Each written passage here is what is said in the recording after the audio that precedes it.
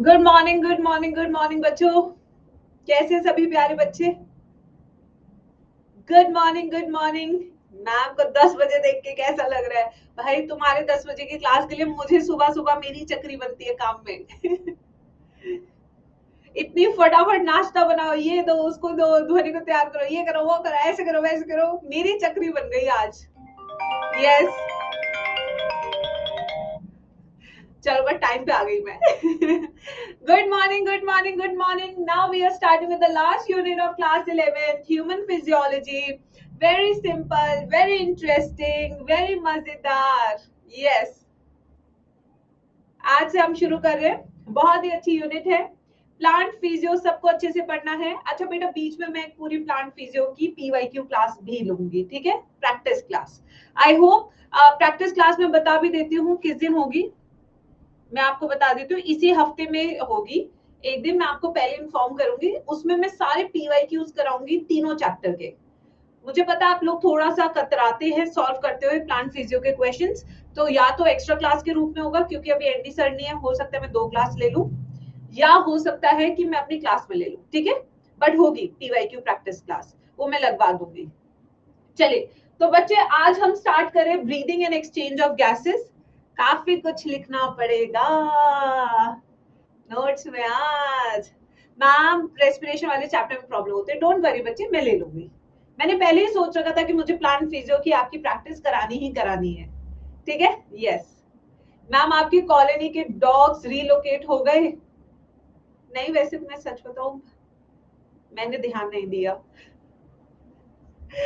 मैं सच बताऊं, मुझे फर्क नहीं पड़ता डॉग है नहीं है, अपना जैसे भी है ठीक है। I am not of course I am a zoologist, I have no problem with animals. I don't. अच्छा ठीक है, मेरा बहुत सॉफ्ट कॉर्नर भी नहीं है, मेरा हेट कॉर्नर भी नहीं है। इट्स लाइक ठीक है, वो भी जी रहे अपनी लाइफ में, मैं भी जी रही हूँ अपनी लाइफ में। यस। प्लांट ग्रोथ बाकी है बेटा, कल की क्लास में नहीं आए क्या आप लोग? यस। तो बेटा आई एम लाइक कि ठीक है, मुझे कोई प्रॉब्लम नहीं है, वो अपना जी रहे हैं, मैं अपना जी रही हूँ, तो मुझे इन सब में नहीं होता। हाँ but dog bite is an issue.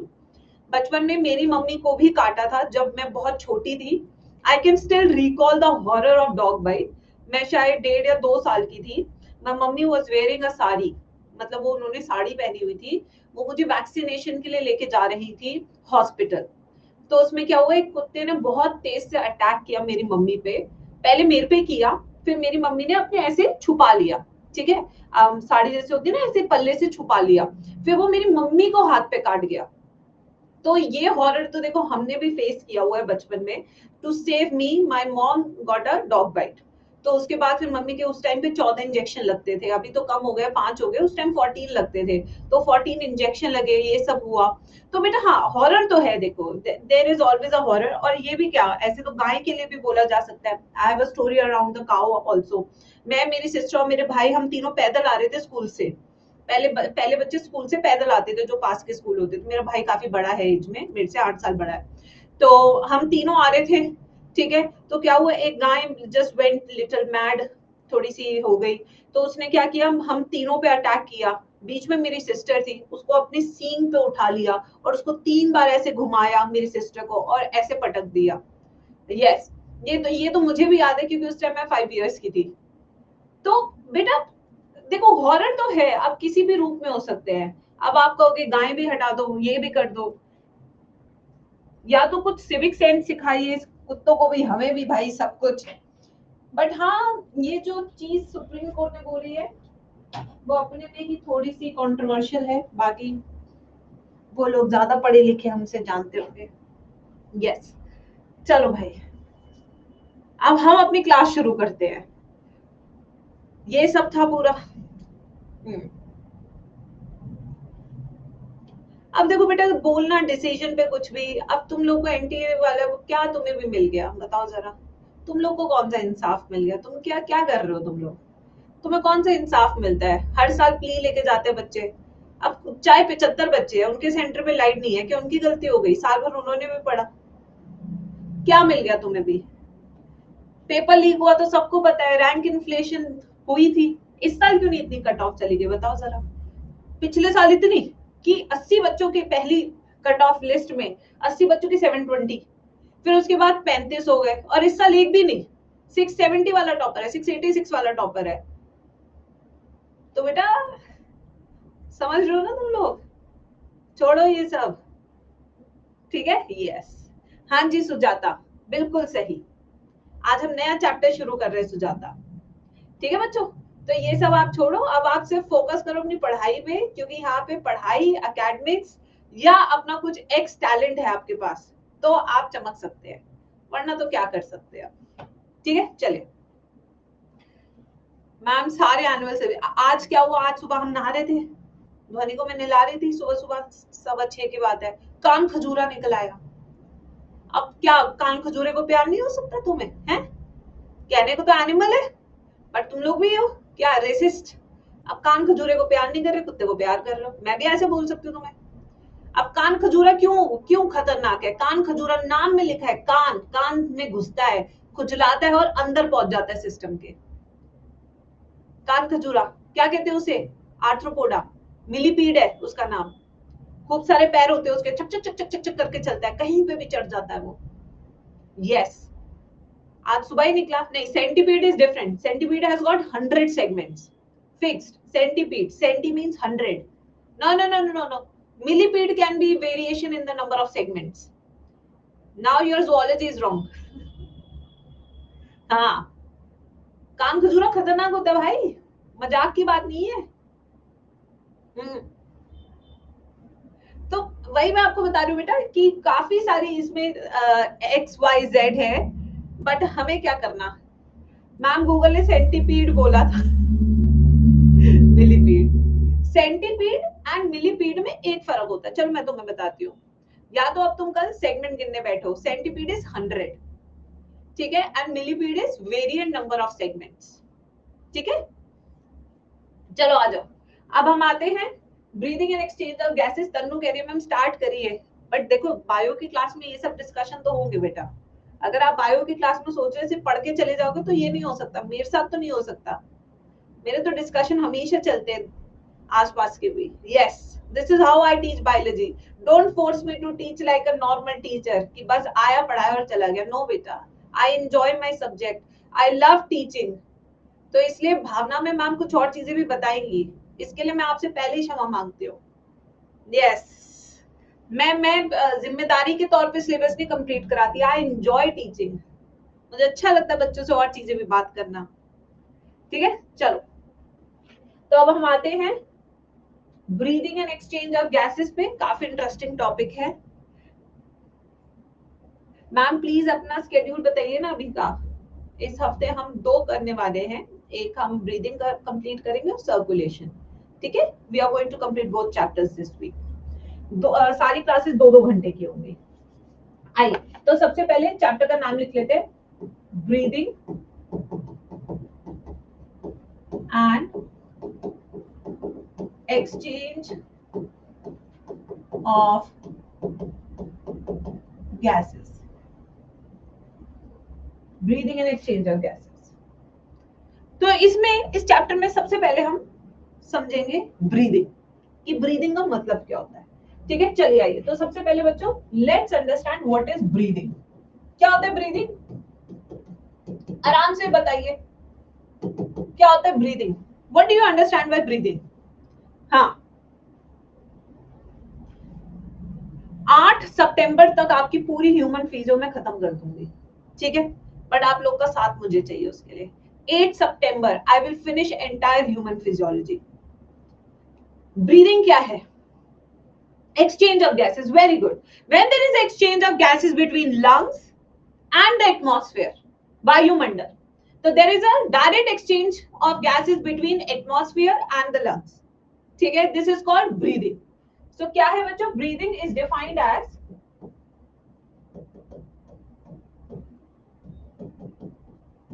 exchange of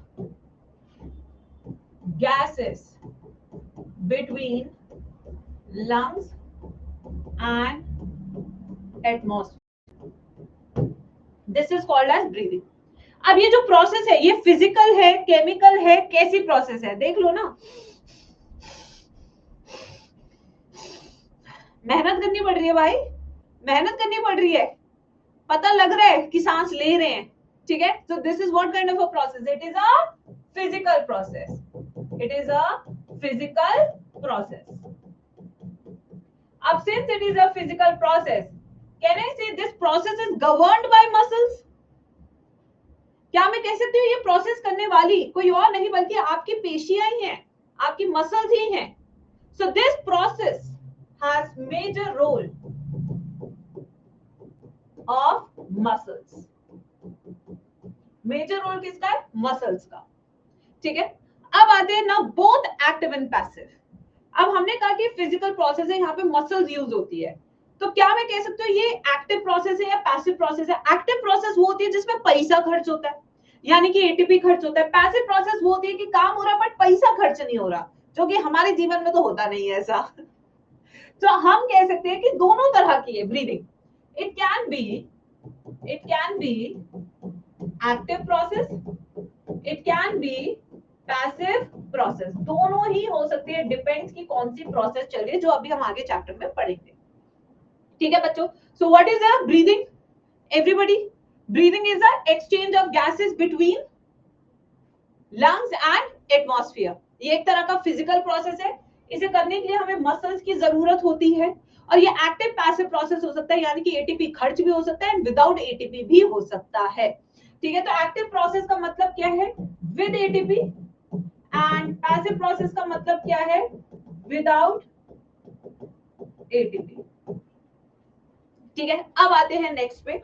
next हमारा है इसमें एक और बहुत इंपॉर्टेंट टर्म जिसका नाम है रेस्पिरेशन। क्या respiration equals to breathing? True और false? Everybody in the chat section.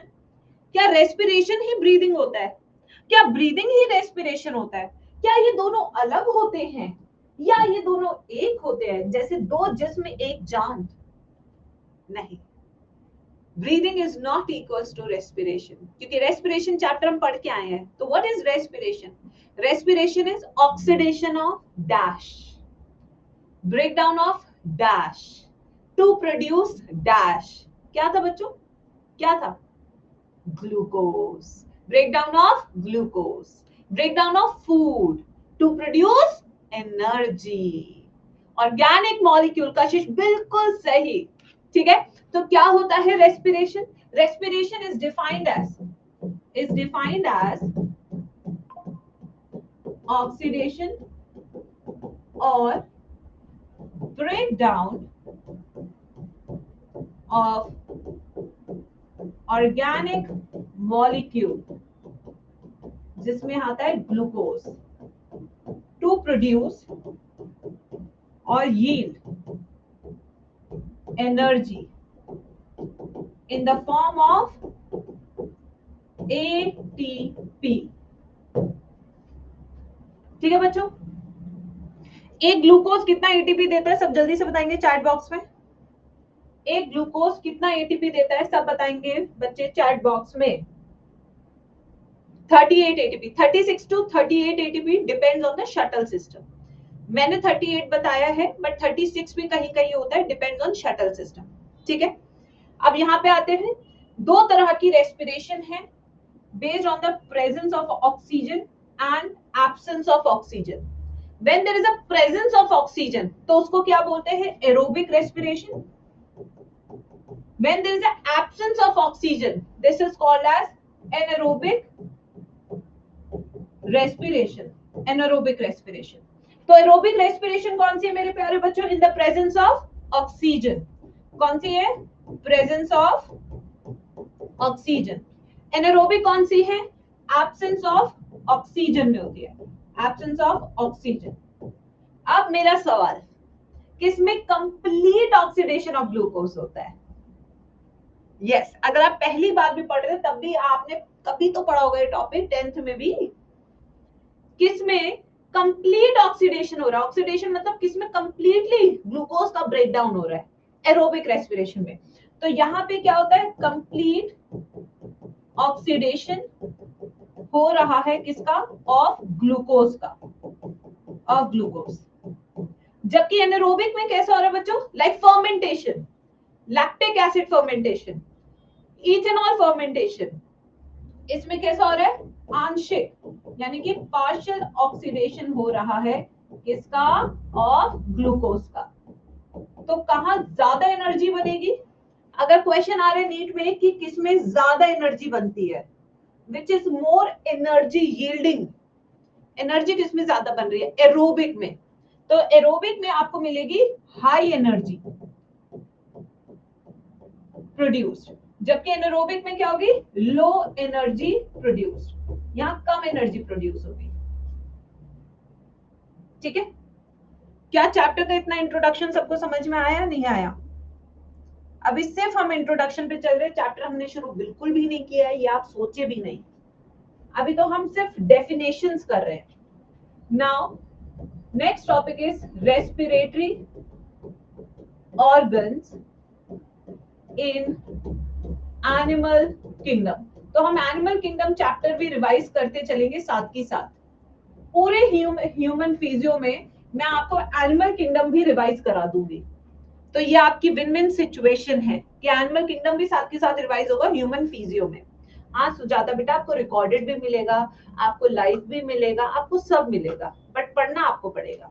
चलो, तो सबसे पहले जो हम फाइलम है वो कौन सा बच्चों, पॉलीफेरा। कौन सा है, पॉलीफेरा। अगर इस पॉलीफेरा की बात करें तो क्या इसके पास कोई स्पेशलाइज्ड रेस्पिरेटरी ऑर्गन है, लाइक गिल्स, लंग्स, ऐसा कुछ है, skin, general body surface.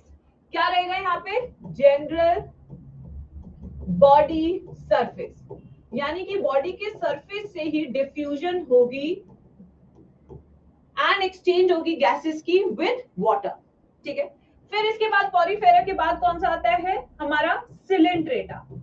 Coelenterata, उसके बाद कौन सा आता है, टीनोफोरा।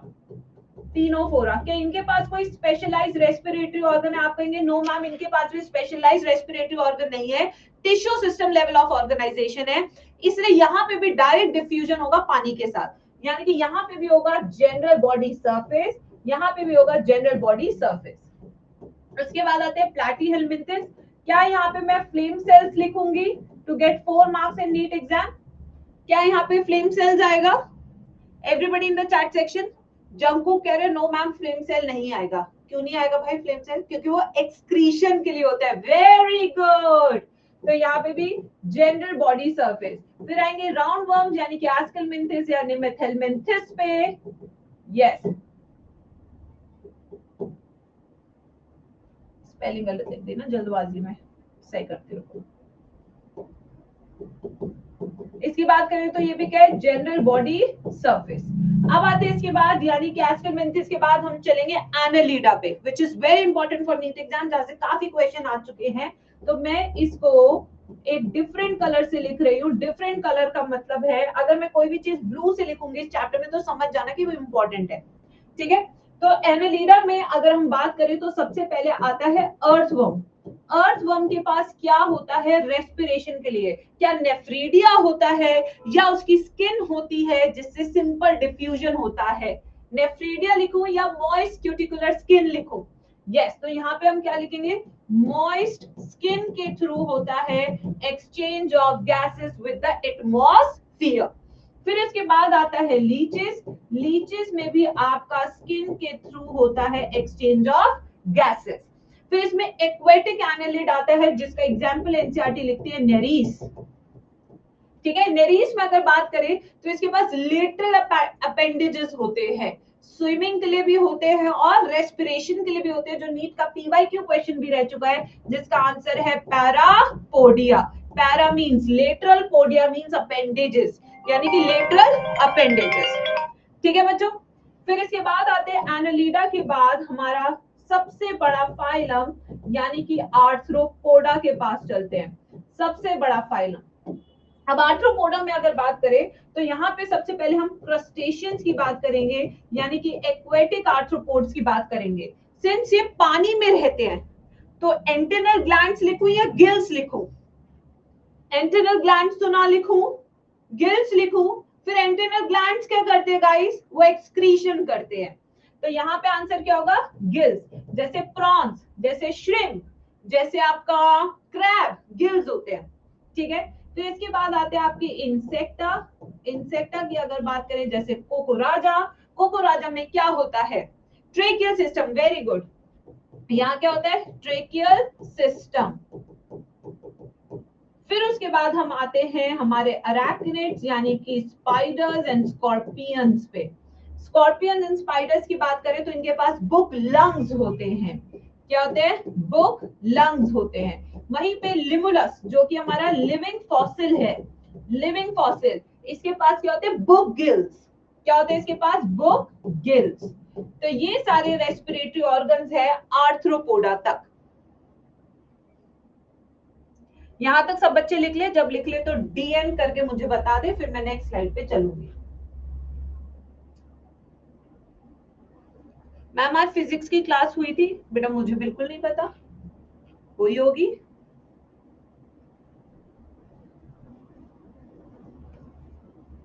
लिख भी लिया, क्या बात है, लग रहा है ह्यूमन फिजियो है, जल्दी कंप्लीट करने की इरादे है तुम लोग की इस बार। आ जाओ, अब नेक्स्ट आते हैं हमारे जो आर्थ्रोपोड है उसके बाद सेकंड लार्जेस्ट फाइलम आता है, और वो सेकंड लार्जेस्ट फाइलम कौन सा है बच्चों, सेकंड लार्जेस्ट फाइलम है हमारा मोलस्का। कौन सा है सेकंड लार्जेस्ट फाइलम, मोलस्का। अगर मोलस्का की बात करें तो इनके पास भी गिल्स होते हैं, क्योंकि ये पानी में रहते हैं, गिल्स, प्लस इनके पास फेदर लाइक गिल्स भी होते हैं, जो कि कहाँ प्रेजेंट होते हैं, फेदर लाइक गिल्स। बेटा जल्दी जल्दी से एनिमल किंगडम मैम के साथ ही रिवाइज करेंगे, दूसरी बार रिवीजन करा दूंगी पूरा, ठीक है। तो ये गिल्स होते हैं, फेदर लाइक गिल्स होते हैं, जो कहाँ प्रेजेंट होते हैं, मैंटल कैविटी में प्रेजेंट होते हैं। फेदर लाइक गिल्स का नाम होता है टिनिडियास। क्या नाम होता है इनका, टिनिडियास। ठीक है बच्चों। फिर आते हैं मोलस्का के बाद नेक्स्ट एकाइनोडर्मेटा। क्या, एकाइनोडर्मेटा। अगर एकाइनोडर्मेटा की बात करें, जो कि काफी स्पाइनी स्किन एनिमल्स होते हैं, इनका रेस्पिरेशन के लिए कोई स्पेशल ऑर्गन नहीं होता है, बस हम लिख सकते हैं कि इसके पास वाटर वैस्कुलर सिस्टम होता है। क्या होता है, वाटर वैस्कुलर सिस्टम, ठीक है।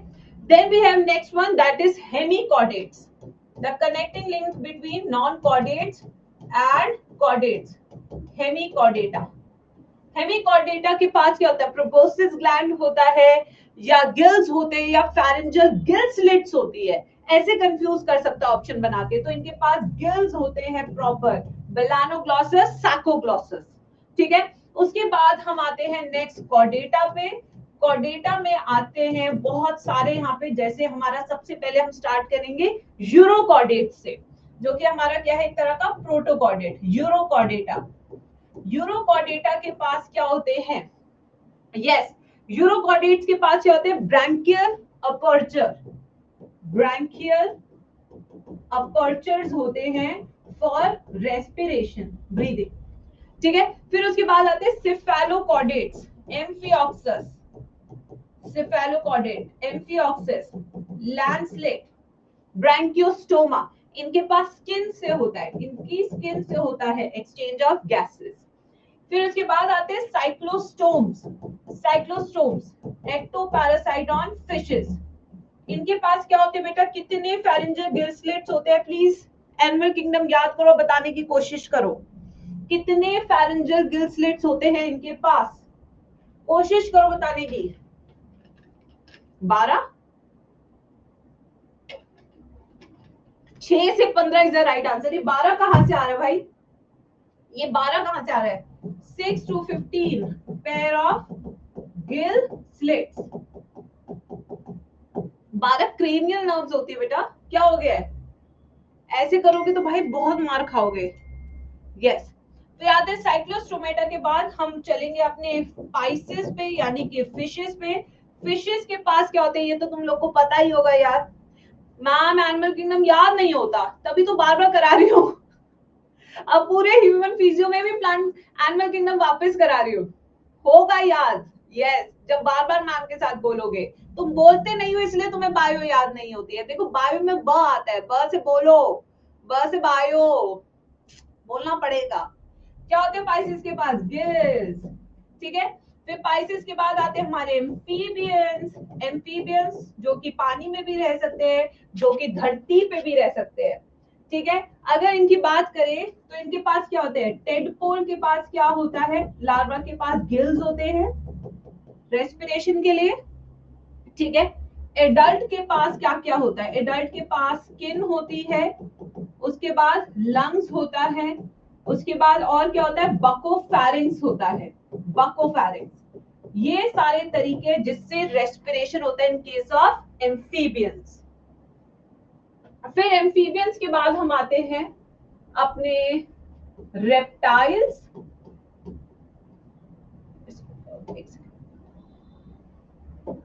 Reptiles, aves plus mammals.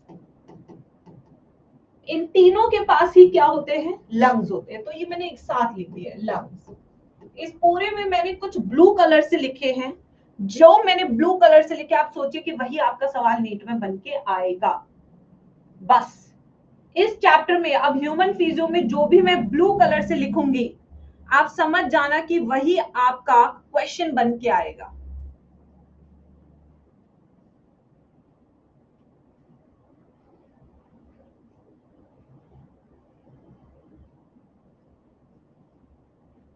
लिखिए सब, याद कर करके लिखिए। ह्यूमन रेस्पिरेटरी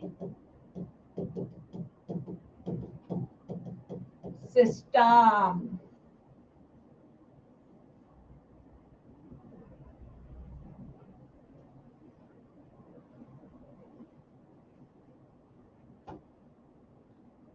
हम उसको रेड से लिखेंगे। हाँ दीपिका आप उसे रेड से लिख ले, मैंने ब्लू कलर चूज किया है।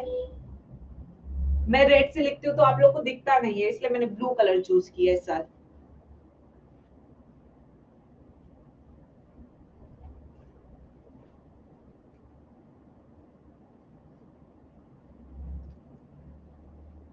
Few feet is a part of water vascular system. लिख लिया। अब हम आगे चल सकते हैं, चलो। अब आते हैं बच्चों ह्यूमन रेस्पिरेटरी सिस्टम। जैसे कि आप हेडिंग देख सकते हैं, अब सब बच्चे पेन वेन सब रख देंगे, ठीक है। सब बच्चे अपने पेन वेन रख देंगे, क्योंकि अब मैं आपको समझाऊंगी कुछ चीजें। पहले हम समझेंगे, फिर मैं लिखवाऊंगी, फिर आप लिखेंगे, जैसे हमने प्लांट फिजियो में भी किया था, ठीक है। चलो मेरे प्यारे बच्चों, याद करते हैं समझते हैं साथ में। 3D मेरा चल ही नहीं रहा, यस आप लोग का चल रहा है तो आप चला लो, मैं समझा देती हूँ, ठीक है। तो बच्चों है क्या, बहुत ही सिंपल सा सिस्टम है आपका, that is your human respiratory system. Human respiratory system कहाँ से शुरू हो रहा है, अपनी नाक से। यार अपनी नाक को देखो, तुम्हें 3D की जरूरत ही नहीं है, आओ तुम मुझसे समझाते हो। ये नाक है तुम लोग की, छुओ ऐसे, टच, ठीक है। ये नाक, इस नाक के पास दो छिद्र है, इन्हें क्या कहते हैं, एक्सटर्नल नॉस्ट्रिल्स। क्या बोलते हैं इन्हें, एक्सटर्नल नॉस्ट्रिल्स। इस नाक के अंदर उंगली डालिए, एक कैविटी मिलेगी, कैविटी मिलेगी, मिली, देखी सबको कैविटी दिख रही है। Can you feel the cavity guys, अरे करो, फील करो, करो करो, यस देखी। The cavity is called nasal cavity. क्या कहते हैं इसको, नेजल कैविटी, ठीक है। इस नेजल कैविटी में क्या क्या फील हो रहा है, हेयर फील हो रहे हैं, हेयर फील हो रहा होगा पक्का, ठीक है। प्लस म्यूकस फील हो रहा होगा, चिप चिप, ठीक है, यस। म्यूकस फील हो रहा है, हेयर फील हो रहे हैं, स्किन फील हो रही है, ठीक है, यस। ये सब चीजें हमें फील हो रही है। अगर आप इसके ऊपर जाएंगे थोड़ा सा, तो यहाँ पे आप देखेंगे हड्डियां है, दिख रही है ये हड्डियां, ये हड्डियां है यहाँ पे, यहाँ पे ये दी, ये दोनों हड्डियां ये आपको दिख रही होगी, ठीक है। यहाँ पे अगर किसी कोनी वोनी लगता है तो बहुत ही दर्द होता है, ठीक है। अब इसके बाद अगर आप ऊपर देखेंगे, यहाँ पे ऊपर, यहाँ पे आपके क्या है, इंटरनल नॉस्ट्रिल्स, यानी कि दो छेद बाहर है और दो छेद अंदर है। यहाँ पे अगर ये दो छेद बंद हैं तो हवा अंदर नहीं जाएगी, अगर ये दो छेद खुले हैं तभी हवा अंदर जाएगी। क्या यहाँ तक सबको समझ में लगा या नहीं लगा, सब पहले इतना बताएंगे चैट बॉक्स में। यस, ठीक है। अब देखो वापस से शुरू करते हैं। ये हमारी नोज है, नोज के ये क्या है बाहर वाले एक्सटर्नल नॉस्ट्रिल्स, एक्सटर्नल नेयर्स। इसके अंदर क्या है नेजल कैविटी, नेजल कैविटी के अंदर क्या फील हो रहा है म्यूकस, हेयर, ठीक है। और इसके ऊपर क्या फील हो रहा है दो हड्डियां, इन हड्डियों के पीछे दो और छेद है। ये जो दो छेद है वो क्या है बच्चों, दो छेद है वो क्या है इंटरनल नॉस्ट्रिल्स। अगर ये इंटरनल नॉस्ट्रिल्स बंद है तो शरीर के अंदर हवा नहीं जाएगी, अगर ये इंटरनल नॉस्ट्रिल्स खुले हैं तो शरीर के अंदर हवा जाएगी, हवा जाएगी। ठीक है बच्चों, डन, यहां तक सबको डन। मैम इस पार्टीशन को क्या बोलते हैं सेप्टम, ठीक है। अब देखिए बच्चों, अब यहां से अंदर चली गई हवा, अब आगे चलते हैं। अब यहाँ पे अब ना पता है क्या करना है, एक सांस ऐसे लेनी है कि जो भी नाक में है वो गले तक पहुंच जाए। देखो ऐसे सांस लो और मुंह से छोड़ो। यहाँ हवा फील हुई, यहाँ हवा फील हुई पीछे की तरफ, ठीक है, फील हुई, यानी कि नोज और मुंह कनेक्टेड है, ये भी बात पता चल गई, ठीक है। यस, खांसी हो रही है ना क्योंकि साफ नहीं हो। तो अब हम यहाँ पे बात करेंगे एक कॉमन पैसेज की, जो कि ये है ये कॉमन पैसेज है फूड एंड एयर का, विच इज कॉल्ड फैरिंक्स। क्या बोलते हैं इस हिस्से को बच्चों, फैरिंक्स। यहां से हवा भी जाती है, यहां से भोजन भी जाता है, ठीक है बच्चों। अब जो हमारे फैरिंग्स है इसके तीन हिस्से हैं, कितने हिस्से सब बोलेंगे, तीन हिस्से। जो सबसे ऊपर वाला हिस्सा है वो नाक से अटैच है, इंटरनल नॉस्ट्रिल से अटैच है फैरिंग्स का हिस्सा। इस हिस्से को फैरिंग्स के क्या कहते हैं, नेजोफैरिंग्स। एक हिस्सा फैरिंग्स का मुंह से अटैच है, जहां से हम खाना अंदर लेते हैं, तो उस हिस्से को क्या बोलते हैं, ओरोफैरिंग्स। जो हिस्सा नाक से अटैच है उस हिस्से को क्या बोलते हैं, नेजोफैरिंग्स। जिस हिस्से से हमारा मुंह बकल कैविटी अटैच्ड है, माउथ अटैच्ड है, उस हिस्से को हम क्या बोलते हैं, ओरोफैरिंग्स। उसके बाद फैरिंग्स का एक और हिस्सा आता है जो यहाँ पे होता है, जिसे हम कहते हैं laryngopharynx, larynx, that is your voice box here. बेटा कभी ऐसा हुआ है कि जब आपने कभी बहुत तेज गर्म खाना खाया हो या बहुत ठंडा खाया हो तो आपकी आवाज एक दो सेकंड के लिए बदल सी जाती है, मेरी तो अक्सर बदल जाती है because my vocal cords are very sensitive. ऐसा हुआ है आप लोग के साथ कि आपने कुछ बहुत गर्म खाया हो, बहुत ठंडा खाया हो, या आपने बहुत खांसी की हो तो उसके बाद आपकी आवाज थोड़ी बदली बदली सी दिखती है। तो इससे हमें क्या पता लगता है कि जो भी हम खाते हैं, हम जैसे भी सांस लेते हैं, that has a direct effect on our larynx, क्योंकि यहाँ पे कनेक्टेड है, ठीक है। यस, अब नोटिस करना कभी बहुत ठंडा खाओ बहुत गर्म खाओ तो देखना हल्की सी आवाज बदल सी जाती है। अरे यार लाइट जा रही है क्या, रुको मैं इसको सेव कर दूं, एक सेकंड बच्चों, अभी ट्रिप की है लाइट, ठीक है बच्चों। हाँ, मिर्च खाने के बाद, हाँ अलग अलग लोगों को अलग तरीके से होता है, मुझे भी होता है, जब मैं कुछ ज्यादा खट्टा खा लेती हूँ तब मुझे सबसे ज्यादा होता है, ठीक है बच्चों। अब आते हैं नेक्स्ट, ये हो गया फैरिंग्स, वॉइस बॉक्स। अब जो है हमारे पास दो रास्ते हैं, ठीक है, वो दो रास्तों को फील करना पड़ेगा। एक है रास्ता पीछे से, ये रहा, टच एवरीबॉडी, टच। यहाँ आप कहेंगे मैम यहाँ तो मुझे वर्टिब्री फील हो रही है, बिल्कुल सही बात है। उस वर्टिब्री के आगे क्या आपकी ईसोफेगस, ईसोफेगस, यानी कि जो हमारी फूड पाइप है that is on the dorsal side of the body, यहाँ पे प्रेजेंट होती है ईसोफेगस। और यहाँ पे अगर आप फील करेंगे तो यहाँ आपको रिंग्स फील होंगी, रिंग्स, रिंग्स, ये देखिए रिंग्स यहाँ पे। This is our trachea, wind pipe, which is on the ventral side of the body. तो dorsal side of the body पे क्या होता है, oesophagus. Ventral side of the body पे क्या होता है, हमारा ट्रेकिया। अगर कभी आपको खांसी आती है, जैसे खाना खाते खाते खांसी तो ऐसे करते हो या ऐसे करते हो, कैसे करते हो, how do you do it, पीछे की तरफ करते हो आगे की तरफ करते हो, जैसे खाना अटक गया तो हम क्या करते हैं, तुरंत से ऐसे ऐसे करते हैं, क्यों, क्योंकि पीछे ईसोफेगस है, उसको ऐसे सहलाते हैं कि खाना अपने आप उतर जाए नीचे। हम पेरिस्टालसिस में हेल्प करते हैं। कभी ऐसे देखा, ऐसे तो कोई नहीं करता भाई, यहाँ कोई धप धप नहीं करता, नेवर।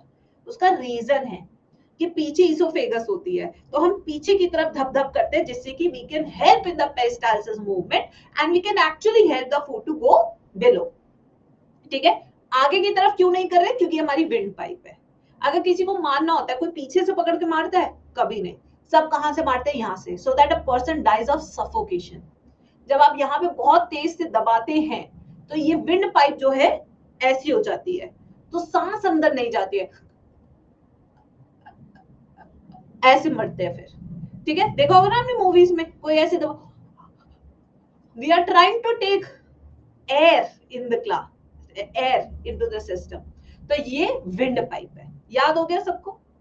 ठीक है, तो एक बार वापस से स्टार्ट करते हैं पूरा सिस्टम को। चलो, तो ये सबसे पहले नोज, नोज के क्या एक्सटर्नल नॉस्ट्रल, उसके अंदर nasal cavity, internal nares, internal nares join nasopharynx, nasopharynx ये है ओरोफैरिंक्स, ओरोफैरिंक्स नेजोफैरिंक्स ज्वाइन करके क्या बना रहे हैं यहाँ पे? Laryngopharynx which is your voice box. Voice box से हवा नीचे जाएगी ट्रेकिया में, ये रहा ट्रेकिया, और पीछे की तरफ क्या हमारा? ईसोफेगस। ठीक है, अब यहाँ पे मुझे एक कॉन्सेप्ट आपको और समझाना है, जिसके लिए मुझे थोड़ी सी ड्राइंग बनानी पड़ेगी। आ जाओ बच्चों, आराम आराम से समझो। मैं आपसे फिर से कह रही हूँ, कुछ लिखने की जरूरत नहीं है, आराम से स्टोरी समझो। अब देखो बेटा, ये हमारा फेरिंग्स है which is a common passage for food and air. ये ventral side of the body है, ये हमारा dorsal side of the body है। Dorsal side of the body पे क्या होगा? यहाँ पे हमारा है फूड पाइप, ये कौन सा हमारा? Food pipe, oesophagus. और यहाँ ventral side of the body पे हमारा क्या है? ट्रेकिया। ये क्या है? ट्रेकिया, जिसके पास सी शेप कार्टिलेजिनस रिंग्स होती है। क्यों होती है मैं सब पढ़ाऊंगी, डोंट वरी।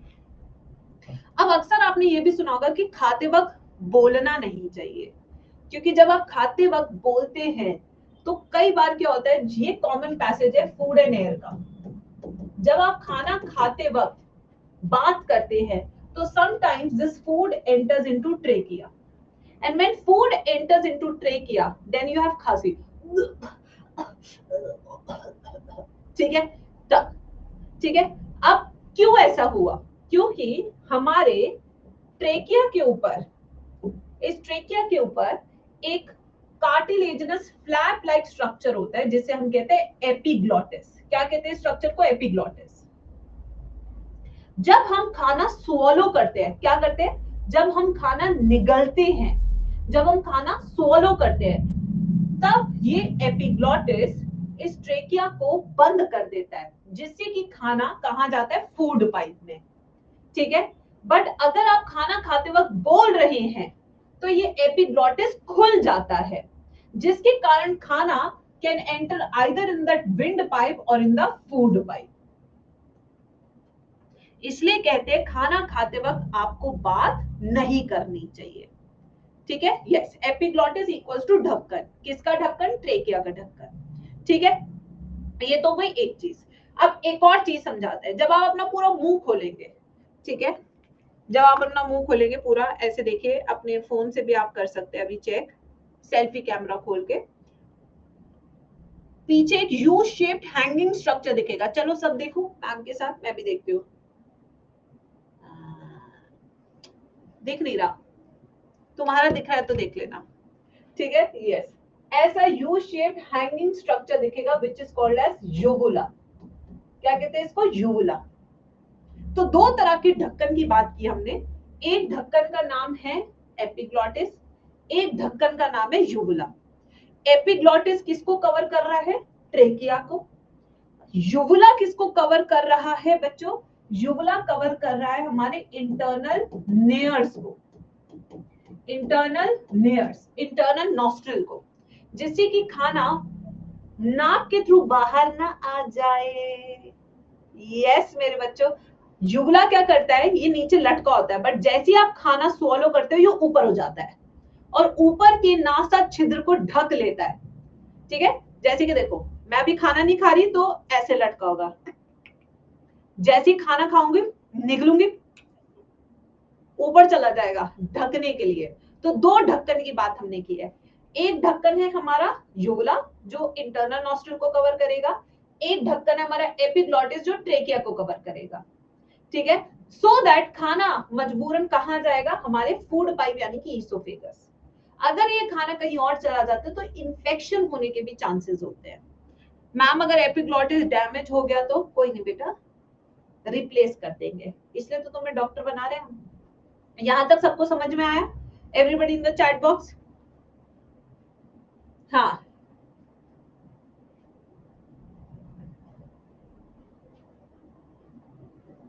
ठीक है।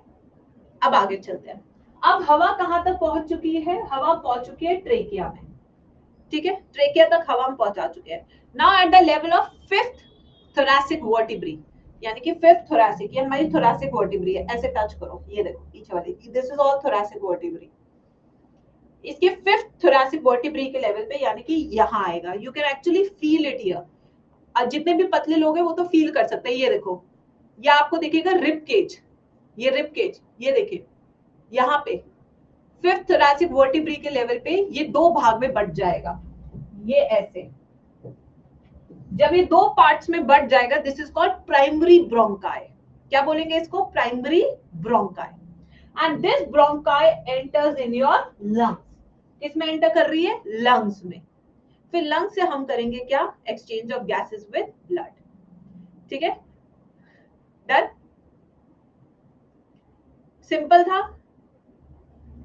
यस। ये देखिए,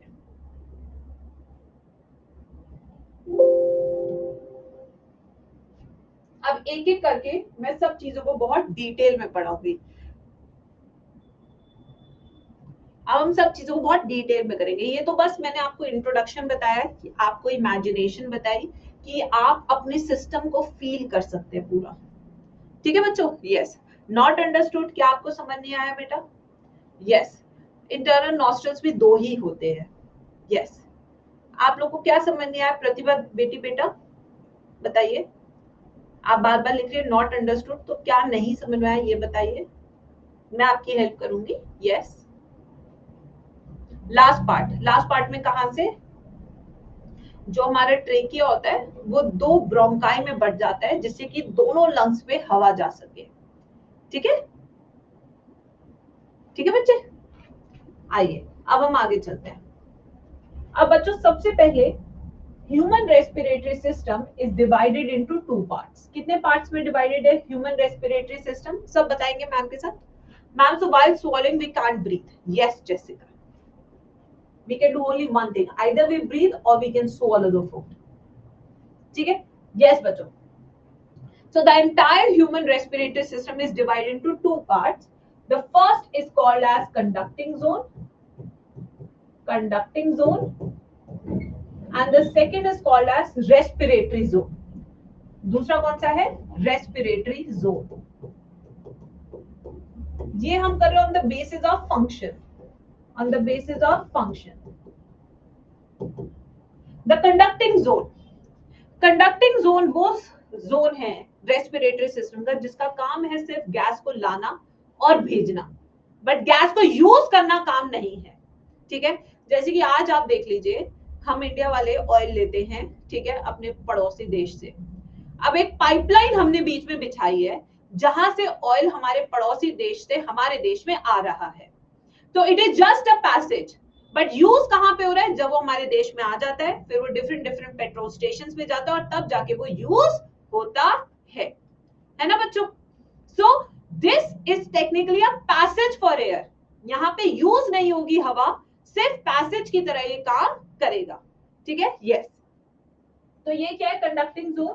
it acts as a passage for air, just a passage.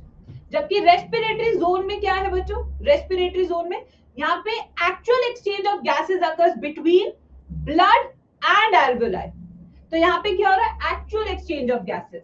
यहाँ हो रहा है actual exchange of gases between alveoli and blood. यहाँ हो गया एक्सचेंज ऑफ गैसेस, ठीक है। नाउ कंडक्टिंग जोन, इसके 3 फंक्शन है। फिर इसके फंक्शन क्या है, अगर इसे पैसेज है तो इसके कुछ फंक्शंस भी होंगे। तो फंक्शंस ऑफ कंडक्टिंग जोन, जो कि नीट का डायरेक्ट पीवाईक्यू क्वेश्चन आता है कि क्या क्या फंक्शंस होते हैं कंडक्टिंग जोन के। चलिए आइए देखते हैं, ब्लू से लिख रही हूं मैं। कभी आपने बेटा ऐसा किया है क्या सर्दियों में स्पेशली, कि आप एक कांच पे गए, गाड़ी के कांच के वहां पे आपने ऐसे किया, फिर वो जम गई, उसमें आपने दिल लिखा और दिल के अंदर अपना नाम लिखा। Have you ever done this? हमने तो ऐसा किया है। यस, है ना। तो क्या इससे क्या पता लगता है कि जो सांस हम छोड़ते हैं उसके अंदर मॉइस्चर होता है, और वो मॉइस्चर जो है कंडेंस हो जाता है, जिसके कारण फॉग जम जाती है। So whatever the gas we exhale out is humidified air, यानी कि उसमें मॉइस्चर ऐड किया जाता है। तो ये एक काम है हमारे सिस्टम का, कंडक्टिंग जोन का, that is humidification of air. क्या काम है इसका? Humidification of air that we breathe. Humidification का मतलब क्या? आर्द्रीकरण, addition of moisture in the air. ठीक है, जब आपको जुकाम होता है तो ऐसे खुश्क लगता है आपको कई बार, जब आपको जुकाम होता है या कोई भी ऐसी चीज होती है जिससे आपका गला खराब है या नाक खराब है, तो आपको ऐसे लगता है ना सूखा सूखा है पूरा सिस्टम, क्योंकि उस टाइम पे ह्यूमिडिफिकेशन नहीं हो पाता ड्यू टू बैक्टीरियल इन्फेक्शन। इसलिए आपको खुश्क फील होता है, सूखा सूखा, कि जैसे ड्राइनेस आ गई है पूरे सिस्टम में। It is because the system is not able to do humidification. Humidification क्यों नहीं हो रहा है? क्योंकि बैक्टीरियल इन्फेक्शन हो गया। ठीक है, अब आते हैं second function, filtration of air. Filtration of air, इसके लिए हेयर प्रेजेंट होते हैं हमारे किस में? हमारे नॉस्ट्रिल में। तो ये जो हेयर है बहुत इंपॉर्टेंट है। मैंने अक्सर ना आजकल रील्स में देखते हो, वो ईयरबड यहाँ पे ऐसे लगा देते हैं वैक्स, और ईयरबड ठोक देते हैं और फिर उसको निकालते हैं, फिर वो बहुत ही तेज रोते हैं। भाई क्यों हटा रहे हो अपने नाक के बाल? फिल्ट्रेशन नहीं होगा, डायरेक्ट डस्ट आपके सिस्टम में जाएगा, आपका सिस्टम और ज्यादा क्या हो जाएगा? सेंसिटिव हो जाएगा। तो ऐसे नहीं करना चाहिए। जहां बाल है वो सुरक्षा के लिए है। नाक में मच्छर नहीं घुस पाते, क्यों? क्योंकि बहुत सारे बाल होते हैं। ठीक है, अब आते हैं नेक्स्ट। तीसरा फंक्शन क्या है बच्चों? Yes, to bring the incoming air to the body temperature. चाहे हवा -डिग्री की हो या रेतीली हवा हो, आपके सिस्टम में जाके वो 37 डिग्री की हो जाएगी। वो ठंडी हवा नहीं होगी। ऐसा थोड़ी ठंड में हवा ली, हाय ठंडा ठंडा लग रहा है, ऐसा थोड़ी होता है। This never happens. आपकी जो हवा अंदर है वो आपकी बॉडी टेम्परेचर पे ही हो जाएगी। तो सर्दियों में आप ऐसे हवा छोड़ते हैं तो गर्म फील होती है, क्योंकि बॉडी बहुत एनर्जी लगाती है उसको बॉडी टेम्परेचर पे लाने के लिए। ठीक है, तो ये क्या है? To bring the air to body temperature. ठीक है मैम, आर्मपिट क्यों होते हैं? हेयर स्मेल बनाने के लिए, बहुत बास मारता है फिर। यस, इट्स बिकॉज देखो बॉडी हेयर क्योंकि हमारे पास है, क्योंकि हम जिससे इवॉल्व हुए हैं, ठीक है, उनके पास बहुत ज्यादा बॉडी हेयर थे, हमारे पास कम हो गए हैं पर हमारे पास है। बेटा पहले प्रिंस समझो। अच्छा चलो, ये बहुत इंटरेस्टिंग क्वेश्चन बच्चे ने पूछा है प्रिंस ने, कि मैम प्यूबिक हेयर क्यों होते हैं। चलो बेटा, अगर आप सिविलाइजेशन में 2000 3 4 5000 साल पहले जाएंगे तो they never used to wear clothes. ठीक है, वो नंगे घूमते थे। तो पहली चीज, बाल होने से आपका प्राइवेट एरिया प्राइवेट रहता था। ठीक है, ओपन नहीं होता था। समझो, it was like a natural cover given by God to us कि it is not open। ठीक है, दूसरी चीज, since it is a reproductive system, it is a very important part of your body, any organism can enter, छोटा insect वगैरह, because we have holes there, है ना। yes, तो इसलिए बच्चे डायरेक्ट मच्छर एंट्री ना करे, कीड़े ना एंटर करे, तो there used to be lot of hair. ठीक है, which act as a barrier कि कोई चीज एंटर ना करे। ठीक है बच्चे, सो इसका ये है साइंटिफिक लॉजिक। अब हम कपड़े पहनते हैं, दैट्स ट्रू, इसलिए लोग आजकल वैक्सीन भी कराते हैं, that is also true. But जो एक नेचुरल फिनोमिना है वो यही है, जिन लोगों के बहुत ज्यादा बाल होते हैं हाथों पर भी, ठीक है, वहां पे इंसेक्ट आसानी से नहीं काट सकता, क्योंकि बाल के अंदर पहले वो झाड़ी में घुसेगा फिर जाके काटेगा। इतना मच्छर के पास टाइम नहीं है, समझो बेटा, उसके पास टाइम नहीं है। जिनके ज्यादा बाल होते हैं ना उनको मच्छर कम काटेगा। अब लड़कियां हम वैक्सीन कराती हैं हाथों पे, ये देखिए जिस दिन वैक्सीन कराते उस दिन इतना मच्छर काटते दिमाग खराब हो जाता है। यस, अब ये मैं एक्चुअल चीज बता रही हूँ। अब होता क्या है ना, जितना प्लेन सरफेस होगा it's like a bare land, you can come in, you know, आप कुछ भी कर सकते हो उस बेयर लैंड पे, आसानी से मच्छर आएगा काट के चला जाएगा। उसे पता है मेरे को कोई बैरियर ही नहीं है, कोई रिस्ट्रिक्शन ही नहीं है मेरे पास। तो इसलिए बाल होना अच्छी बात है, ऐसा नहीं है कि बाल होना गंदी बात है। ठीक है बच्चों, यस। तो आप हर चीज को लॉजिकली समझा करो, that's why human physio is all about logics, कि क्यों है हमारे पास ये चीज। अच्छा, अब ऑफ कोर्स बेटा it has to be hard बेटा वैष्णवी, एंड प्लस इसमें जेनेटिक्स भी होते हैं। ऐसा नहीं है कि सब लोगों के बाल हार्ड ही होते हैं pubic hair, that is not true. यहाँ जेनेटिक्स के ऊपर भी बहुत चीजें हैं। some has very soft hair also, that is genetics now। ठीक है, चलो अब हम आगे चलते हैं। तो ये तीन फंक्शन है हमारे कंडक्टिंग जोन के, ठीक है, it act as a passage for air, और ये तीन फंक्शन है इसके। ठीक है बच्चों, अब आगे चलते हैं कि जो कंडक्टिंग जोन है वो कहां से कहां तक होता है। तो कंडक्टिंग जोन जो होता है it starts from nostril, from nostril to bronchioles, यहां तक हमारा कंडक्टिंग जोन होता है। और जो हमारा रेस्पिरेटरी जोन है जहां पे एक्चुअल एक्सचेंज ऑफ गैसेस हो रहा है, इसमें हमारे क्या आते हैं, इसमें आते हैं हमारे रेस्पिरेटरी ब्रोंकियोल्स, रेस्पिरेटरी ब्रोंकियोल्स आते हैं। प्लस इसमें क्या आता है बच्चा हमारा, एल्वोलाई, क्या आता है, एल्वोलाई। ठीक है,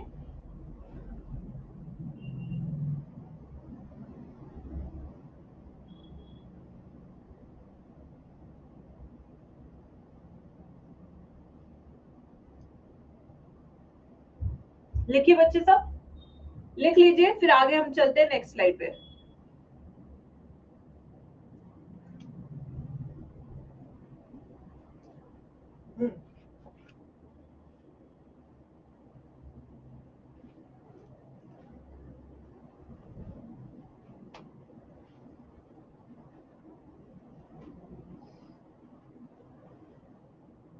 चले, अब हम एक्चुअल सिस्टम शुरू करेंगे बेटा। Introduction part is all over, now we are going to start first in detail with conducting zone. लिखिए अच्छे से हेडिंग। अब आप मुझे बताएंगे कंडक्टिंग जोन शुरू कहां से हो रहा है। सबसे पहली चीज मुझे यहाँ क्या लिखनी चाहिए, यहां लिखेंगे एक्सटर्नल नॉस्ट्रिल्स, और नॉस्ट्रिल्स का ही दूसरा नाम क्या होता है, नेयर्स। क्या होता है, नेयर्स। ये दोनों ही नाम आपको पता होने चाहिए, दोनों पे ही सवाल पीवाईक्यू पूछे जा चुके हैं। तो कितने होते हैं, one pair of nostril which allows air to enter और exit from the human body. ठीक है, so one pair of nostrils which allow air to enter or exit from human body। अब हवा इसके बाद कहां जाएगी, एवरीबडी इन द क्लास, इसके बाद हवा कहां जाती है, नेजल कैविटी। अभी का very good, nasal cavity. Now talking about the nasal cavity, nasal cavity में क्या होता है, सबसे पहले इसके एपिथेलियम की बात करेंगे which is very important for NEET exam. इसकी जो एपिथेलियम होती है वो कौन सी पढ़ाई थी मैम ने, ये होती है ciliated pseudo stratified columnar epithelium.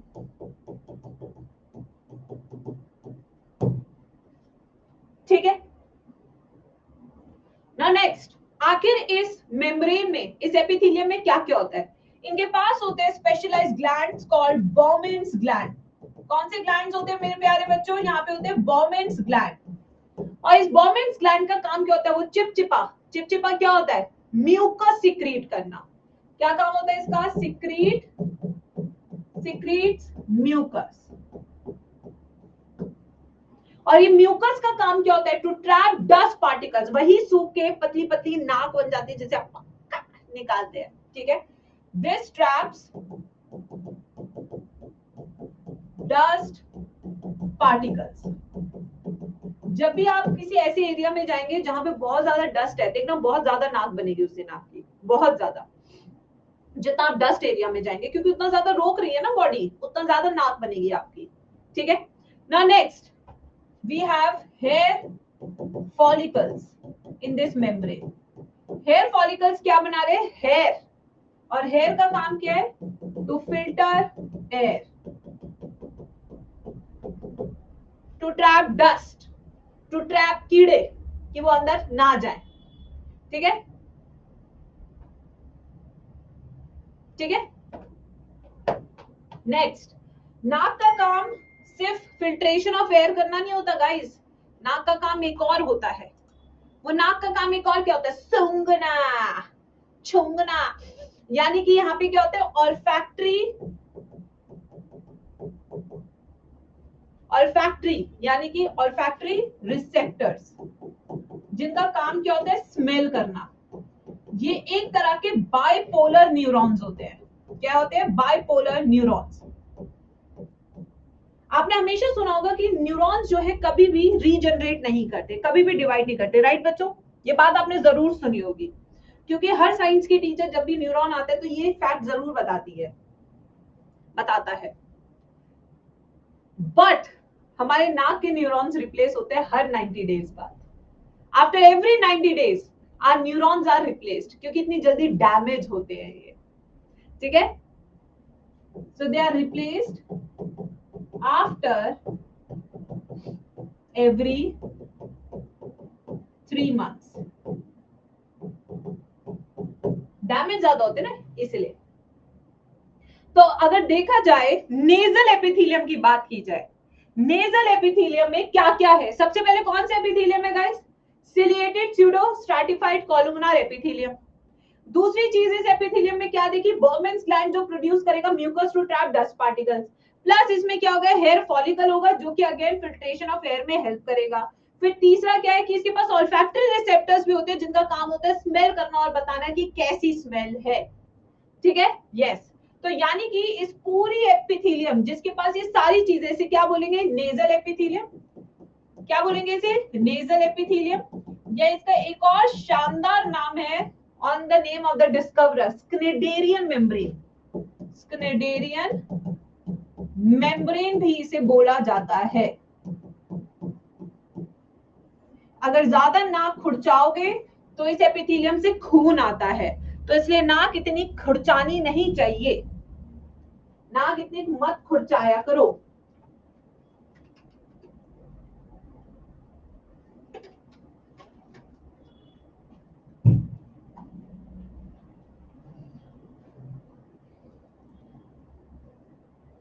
अब इसके बाद हवा कहां जाएगी बताने की कोशिश करो। अब हवा कहां जाएगी? External nostrils, nasal cavity, then internal nares. Yes, now the air will cross internal nares or nostrils. ये भी क्या होता है? वन पेयर होता है, वन पेयर। नेक्स्ट, इसके बाद हवा कहां जाएगी? यस, इसके बाद हवा कहां जाएगी? One pair of internal nostrils के बाद हवा कहां जाएगी? फेरिंग्स। यस, अब फेरिंग्स को हम लिखेंगे ब्लू कलर से क्योंकि ये क्वेश्चन काफी आता है। Pharynx, pharynx is the common passage for dash and dash. अब मैंने समझा दिया, तो आई होप जब अब हम नोट्स बना रहे हैं तो आपको समझ में आ रहा होगा कि मैम कैसे चैप्टर चला रही है। यस, क्या क्या होता है कॉमन पैसेज का? Food and air, food and air दोनों। इसके कितने पार्ट्स मैम ने बताए थे? Everybody in the chat section, कितने पार्ट्स मैम ने फेरिंग्स के बताए थे? 3। जो नोज से अटैच होता है उसका नाम क्या बताया था मैम ने? जो नोज से अटैच होता है उसका नाम क्या बताया था? नेजोफेरिंग्स। जो ओरल कैविटी, बकर कैविटी से अटैच होता है उस पार्ट का नाम क्या हो जाएगा? ओरोफेरिंग्स।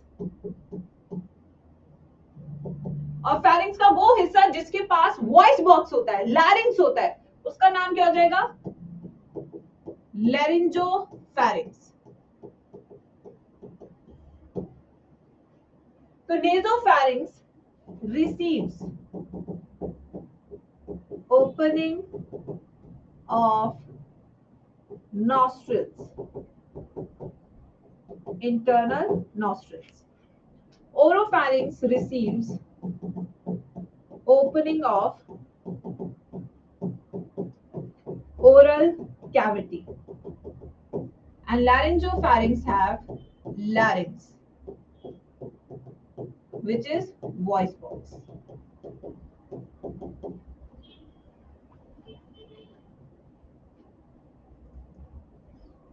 अब बनेगा डायग्राम। मैम गॉबलिन नहीं, गॉबलेट सेल्स नहीं बनाते क्या नोज में म्यूकस? रीता देखो, म्यूकस बनाते हैं बट स्ट्रक्चर डिफरेंस होता है। गॉबलेट सेल्स आपके एलिमेंट्री केनाल में होते हैं, एलिमेंट्री केनाल जहां आपका पूरा खाना बना होता है। वाई माई दादी से नाक में सरसों का ऑयल लगाओ।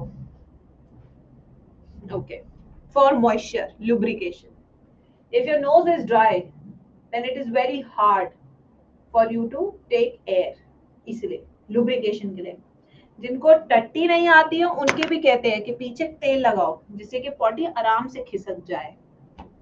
जहां भी बॉडी में लुब्रिकेशन की जरूरत होती है या तो कोकोनट ऑयल बोला जाता है या सरसों का तेल बोला जाता है।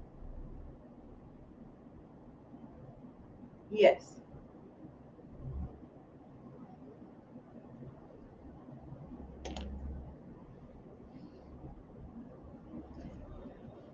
अब जिनके घर घी है वो घी लगाएंगे। Lubrication is the main thing, it's all about lubrication guys.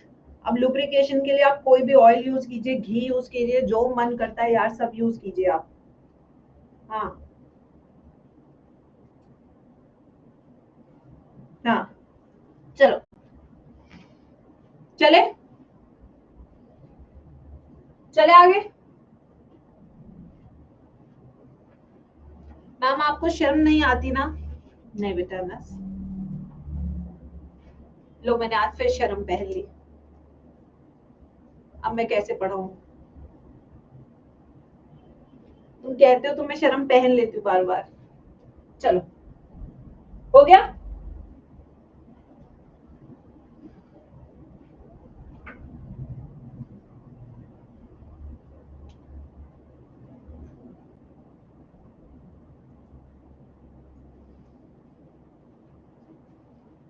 आइए अब आगे चलते हैं।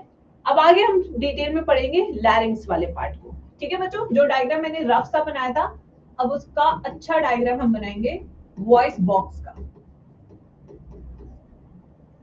पहले बताओ यहाँ पे छो हड्डी फील हो रही है? कोई कोई हड्डी फील हो रही है? छो यहाँ पे,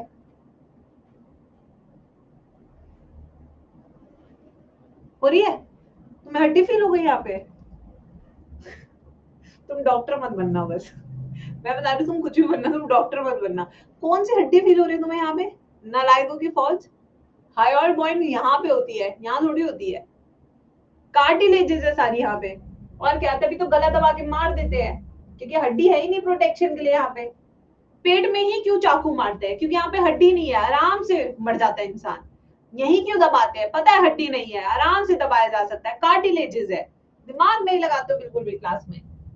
तो आज हम लैरिंग्स की बात करेंगे, जो कि एक हमारा वॉइस बॉक्स है, जो कि एक तरह का कार्टिलेजिनस बॉक्स है क्योंकि सिर्फ कार्टिलेजेस से बना है, किसी भी हड्डी से नहीं बना है।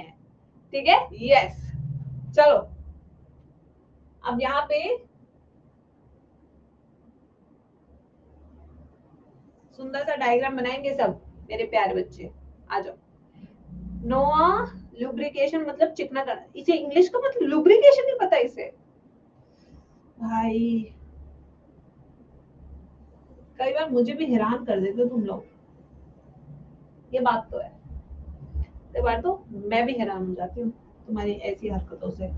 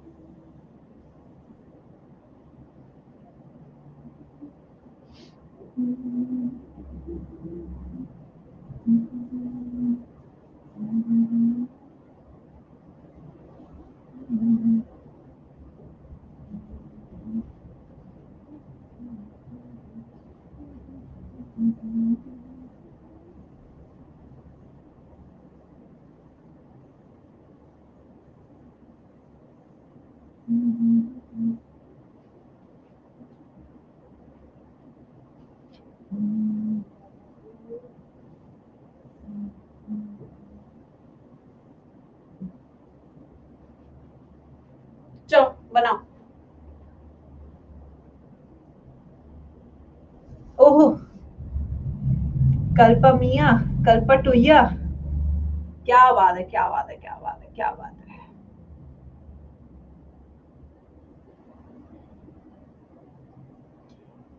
पढ़ाई कर लो, गधों की फौज।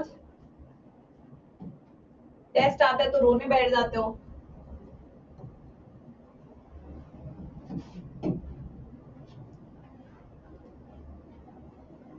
चलो बनाइए सब फटाफट से, एक्सप्लेन करती हूँ फिर मैं इसको।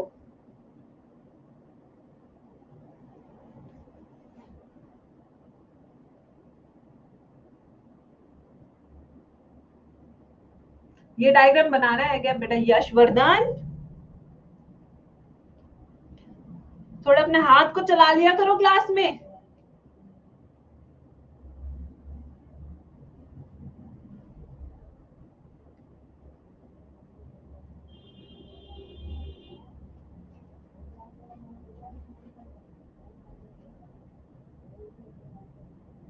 चलिए आइए सब देखिए अभी तक। तो बच्चों ये है हमारा लैरिंक्स जो कि हम साइड व्यू से देख रहे हैं, टेक्निकली इस व्यू से देख रहे हैं। तो आगे की तरफ ये हमारा ट्रेकिया और ये हमारा क्या है ईसोफेगस। तो इस डायग्राम में जो मैंने ऑरेंज कलर से बनाया है, this is our food pipe. ये क्या हमारा फूड पाइप है, और फूड पाइप को दूसरे नाम से हम क्या कहते हैं ईसोफेगस। क्या कहते हैं इसको ईसोफेगस। ये ईसोफेगस की ओपनिंग है, ठीक है। और ये कौन सी साइड ऑफ बॉडी की, this is a dorsal side of body. तो ये वाली साइड कौन सी हो जाएगी हमारी, this is our ventral side of body. ये कौन सी हो जाएगी, वेंट्रल साइड ऑफ बॉडी, ठीक है। अब यहाँ पे अगर देखें तो ये आपको एक ओपनिंग दिख रही है, opening. The opening is called as glottis. क्या कहते हैं इसको, glottis. The opening is called as glottis. और इस ओपनिंग को कवर करने वाले ढक्कन का नाम क्या बताया था मैम ने, दिस इज एपिग्लॉटिस। ये क्या हमारा एपिग्लॉटिस। एपिग्लॉटिस इज अ ढक्कन विच कवर्स द ग्लॉटिस, ठीक है। तो ये जो एपिग्लॉटिस है किससे बना है, E for epiglottis, E for elastic cartilage. किससे बना हुआ है ये, इलास्टिक कार्टिलेज से बना हुआ है। E for epiglottis, E for elastic cartilage, E for epiglottis, E for elastic cartilage, ठीक है। Now this epiglottis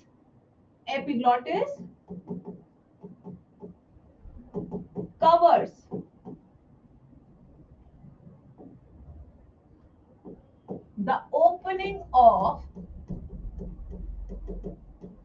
trachea during swallowing of food. During swallowing of food. तो जब आप खाना निगलते हैं उस टाइम पे कवर करता है epiglottis the opening of trachea को, विच इज ग्लॉटिस. ठीक है. अब इसके अंदर आपको यहाँ पे क्या दिख रही है? Vocal cords. ये क्या हमारी वोकल कॉर्ड्स. ये जो वोकल कॉर्ड्स हैं ये किससे बनी है? हाइलैंड कार्टिलेज से. कौन सी कार्टिलेज से बनी है? ये हाइलैंड कार्टिलेज से. जब आप कॉन्टिन्यूसली बहुत तेज तेज बोलते हैं, लंबे समय तक बोलते हैं, तो इसमें नोड्यूल्स बन जाते हैं जिनको रेस्ट देना पड़ता है फिर, या गर्म पानी से गरारे करने पड़ते हैं. फिर उसके बाद आते हैं ये वाला. दिस पार्ट यू नो लड़कों में सबसे ज्यादा अच्छे से विजिबल होता है. This part you know Adam's apple. Very good. This is called as Adam's apple. Adam's apple. ये यहाँ पे आपको दिखता है काफी बड़ा बड़ा मोटा मोटा. This is also cartilage. इसके बेस पे भी कार्टिलेज है लैरिंक्स के, जो इसको काफी सपोर्ट देती है. उसका नाम है क्रिकॉइड कार्टिलेज. क्या नाम है उस कार्टिलेज का? Cricoid cartilage. और ये लैरिंक्स किसके ऊपर प्रेजेंट है? ट्रेकिया के ऊपर. ट्रेकिया कैसे, मैं आपको अभी विजुअलाइज कराती हूँ. रुको, इसको लिखो.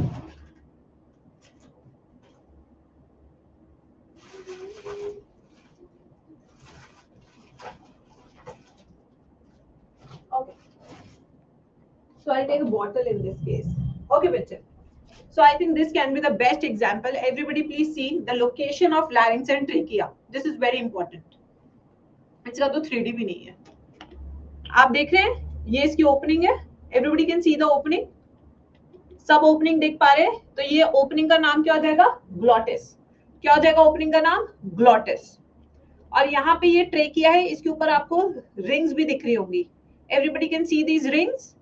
ठीक है. और इसके ऊपर एक ढक्कन है जो इसे कवर करेगा during swallowing of food, like this. ये देखिए, this ढक्कन is called as what? Everybody in the chat section, this ढक्कन is called as epiglottis. ये देखिए ऐसे. ठीक है, ये ढक्कन है. अब इसके यहाँ पे हमारे इस तरीके से लैरिंग्स लगा हुआ है. देखो ऐसे ट्रेकिया के आसपास लिपटा हुआ है लैरिंग्स. याद रखना, लिपटा हुआ है लैरिंग्स इस तरीके से. ये देखिए ऐसे लिपटा हुआ है. तो ये बीच में कैविटी है जिससे हवा अंदर जाएगी. ये लैरिंग्स है इसके आसपास, और ये लैरिंग्स का ऊपर वाला ढक्कन है विच इज एपिग्लॉटिस. ऐसे. ठीक है. यस. अब देखिए, अब इसके अंदर यहाँ पे आपकी क्या है? वोकल कॉर्ड्स है.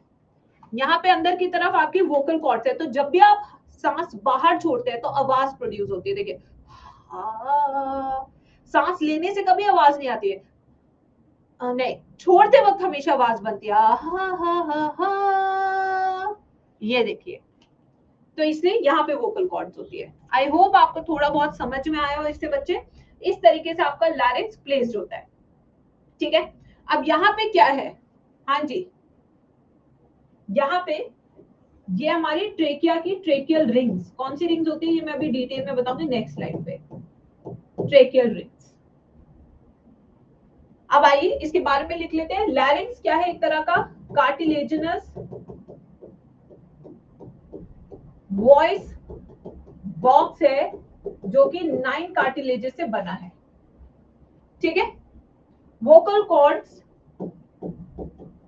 हमारी 1 पेयर होती हैं जो हाइलैंड कार्टिलेज से बनी होती है. वोकल कॉर्ड्स के ऊपर बहुत ज्यादा फर्क होता है हार्मोन टेस्टोस्टेरोन का. कौन इसमें बहुत ज्यादा रोल प्ले करता है? टेस्टोस्टेरोन. अब इन लड़कों को 9वीं क्लास की 2 महीनों की छुट्टियों से पहले देख लो, ऐसे घर घर खेलते हैं. अच्छा आजा, घर घर खेलेंगे, आजा. ठीक है. 2 महीनों की छुट्टियों के बाद प्यूबर्टी आ जाती है इनकी, टेस्टोस्टेरोन निकलता है और एकदम से आते हैं, मैं नहीं खेलता, क्या घर घर खेल रहा, चल यहाँ से. हाँ नहीं तो अब चल. ठीक है. तो ये जो इनमें जो बहुत बड़ा इनकी आवाज में एक भारीपन आता है, that is because of testosterone. Testosterone क्या करता है? वोकल कॉर्ड्स पे काम करता है और वहां की जो पिच है, पिच को लो पिच कर देता है. ठीक है. जिसके कारण भारी हो जाती है इनकी आवाज एकदम से. यस. चलो, ये चीज होती है. वहीं पे लड़कियों में टेस्टोस्टेरोन कम बनता है तो उतनी पतली आवाज इनकी, और बल्कि जब बॉयफ्रेंड बनता है तो और पतली हो जाती है इनकी आवाज। आप मेरे को खाना नहीं दोगे क्या? आपने मेरे से खाने को तो पूछा ही नहीं। ठीक है, तो उनके केस में क्या, टेस्टोस्टेरोन होता नहीं, एस्ट्रोजन होता है। एस्ट्रोजन का डायरेक्ट इफेक्ट वोकल कॉर्ड्स पे है नहीं, तो इसलिए इनकी आवाज हमेशा पतली रह जाती है। ठीक है बच्चों, आई होप आपको ये समझ में आया हो कि लड़कों का क्यों एकदम से वॉइस चेंज हो जाता है after puberty. It's because of testosterone acting on the vocal cords.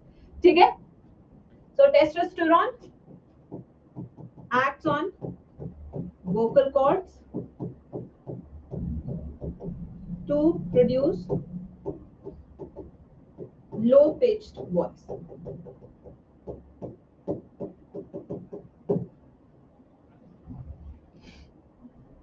ठीक है, आप मुंबई आ सकते हैं, क्यों बेटा?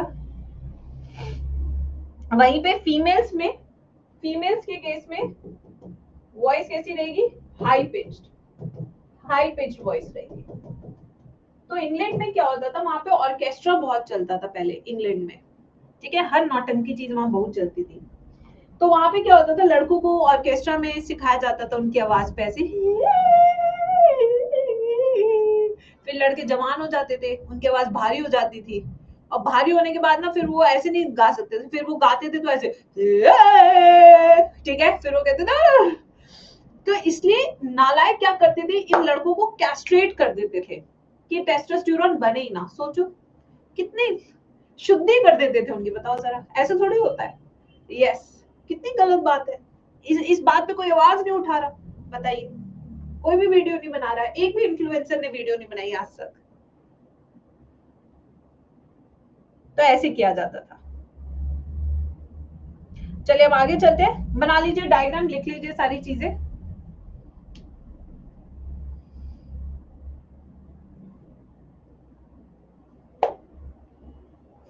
बहुत बदमाश है।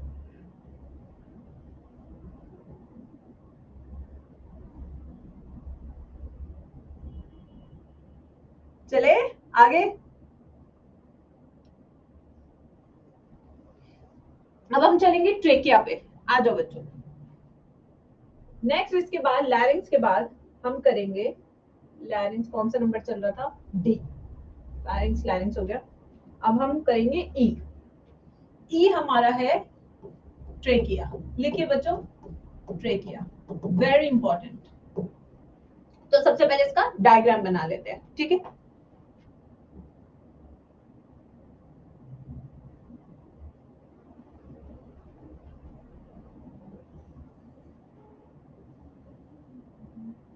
This is the right side मोटी, लेफ्ट साइड पतली।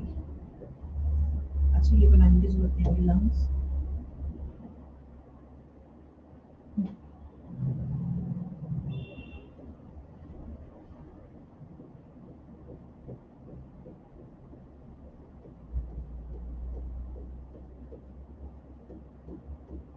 ओके, बन चलो।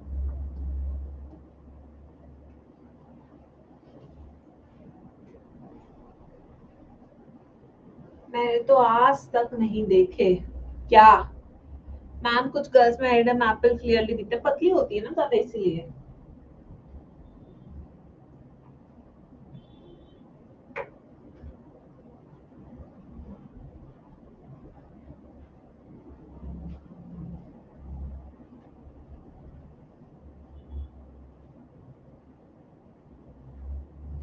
ओके एवरीबॉडी, तो ये ऊपर क्या है ट्रेकिया के? This is लैरिंग्स,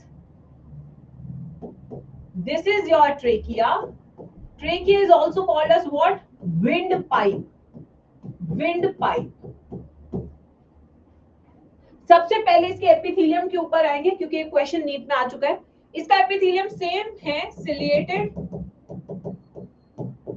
pseudo stratified, columnar epithelium.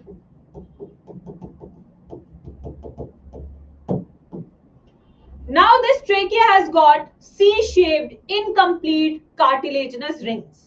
कैसी शेप है cartilaginous ring की everybody? सी शेप्ड है, इनकम्प्लीट है, क्या कार्टिलेजिनस रिंग। तो कैसी है, C shaped incomplete cartilaginous rings. और ये किस कार्टिलेज से बनी है, हाइलिन कार्टिलेज से।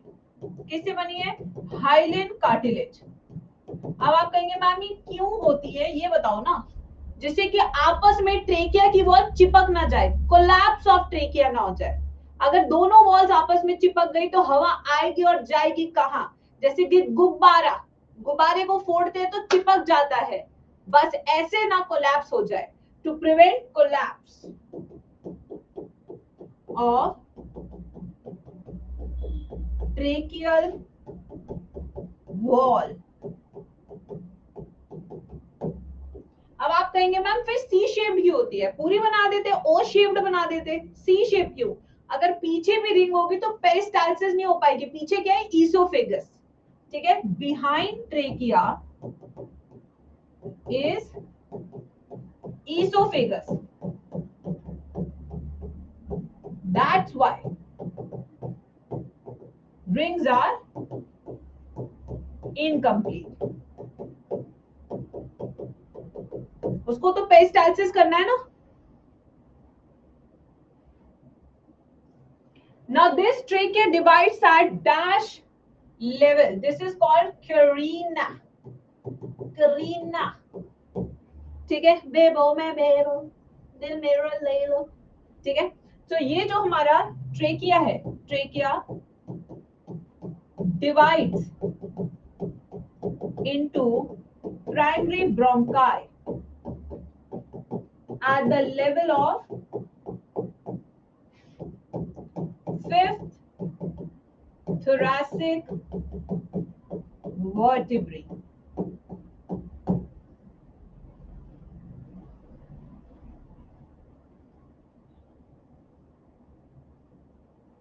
अब बहुत बड़ा डायग्राम आएगा भाई, उसके लिए मुझे पूरी स्लाइड चाहिए।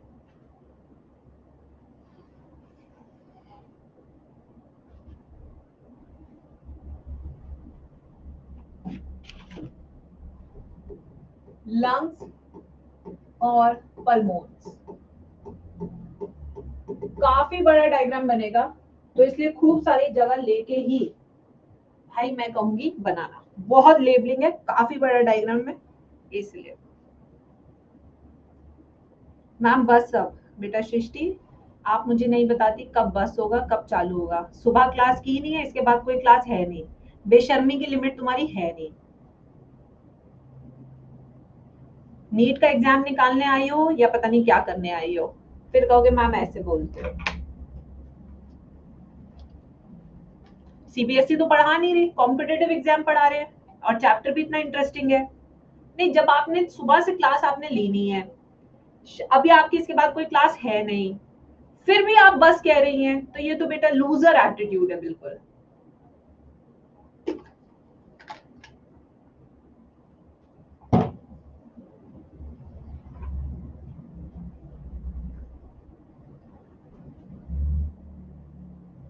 पूरा सिस्टम करा के ही मैं जाऊंगी, उससे पहले मैं नहीं जाऊंगी, तो इसलिए आप मुझे मत बताइए।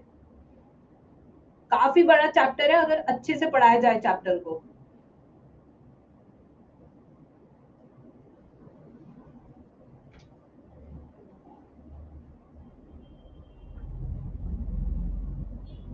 इट्स ओके सृष्टि। आइए बच्चों, आई होप आपने बना लिया होगा पूरा। अब हम बनाएंगे जो हमारा मेन पार्ट है, जो मेन रेस्पिरेटरी ऑर्गन है हमारा, दैट इज आवर लंग्स। ठीक है, चलिए।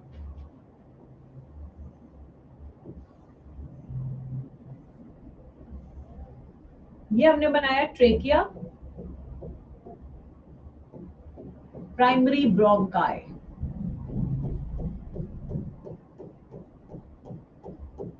अब आ जाइए primary bronchi. Primary bronchi split into secondary bronchi. ठीक है, यानी कि किस में बना रहा है, सेकेंडरी ब्रोंकाई में। ये देखिए, ये हमारी secondary bronchi. Secondary bronchi further split into tertiary bronchi. ये कौन सी होगी हमारी tertiary bronchi.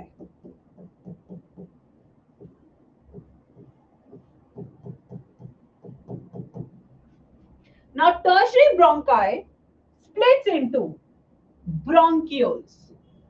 ये क्या हमारे primary bronchioles.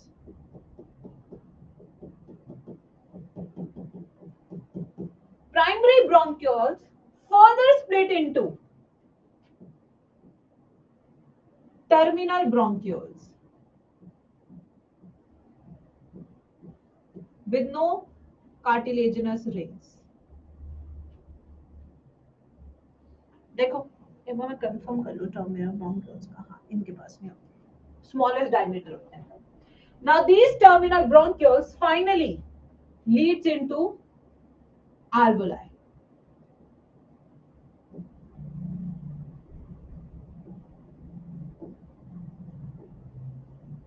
Yeah. This is how our lungs look like. So ये हमारा है लेफ्ट, ये हमारा है लेफ्ट लंग बना देते हैं यहाँ पे. ये वाला हम बना लेते हैं राइट लंग. इनका शेप एग्जैक्टली सेम नहीं होता है, याद रखना. ठीक है. ये हमारी डबल मेम्ब्रेन, प्लूरल मेम्ब्रेन्स जिन्हें हम कहते हैं.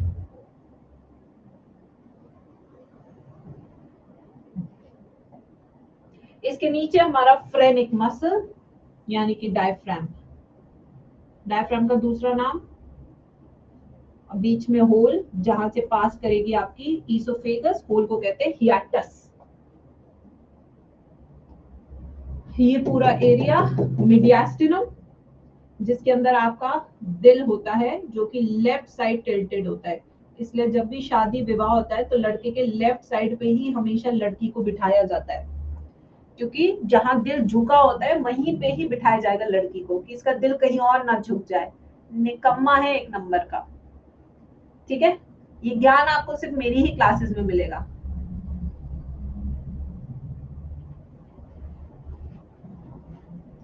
अब यहाँ पे कुछ फिशर्स होते हैं. फिशर्स होते हैं पार्टीशंस जो अलग अलग हिस्सों में ऑर्गन को बांट देते हैं. इन्हें कहते हैं फिशर्स.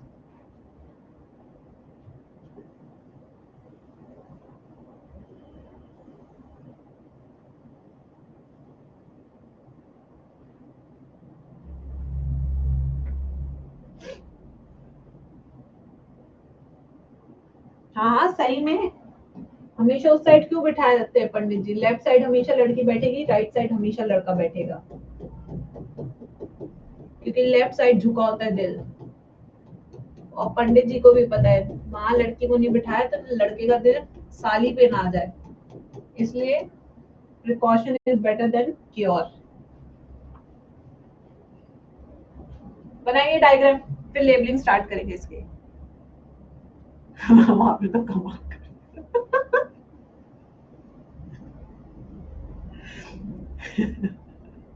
एक्सपीरियंस करने का नाम. Okay thanks.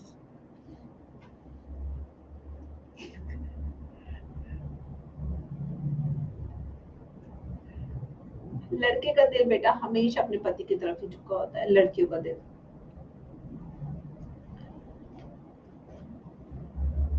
Secondary bronchioles, tertiary bronchioles बहुत सारी होती है. बंचेगा इतनी मैं बनाती नहीं हूँ डायग्राम में, वरना मैं डायग्राम ही बनाती रह जाऊंगी.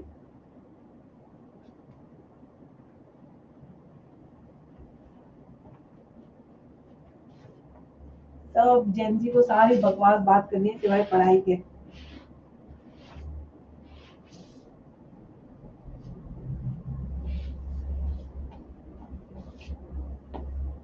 चले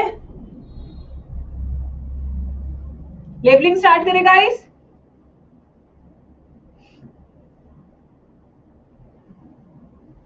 हाँ राधा.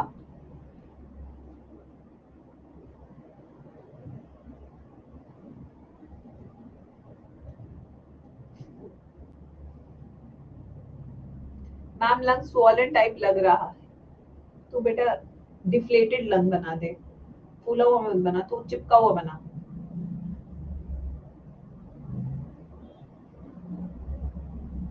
देखो मैं तुम्हें कभी बीमार दिखूं, डॉक्टर पे आऊं और तुम मेरे को पहचान लो कि अरे मैम हमने आपसे पढ़ा है, तो मेरा इलाज मत करना तुम लोग।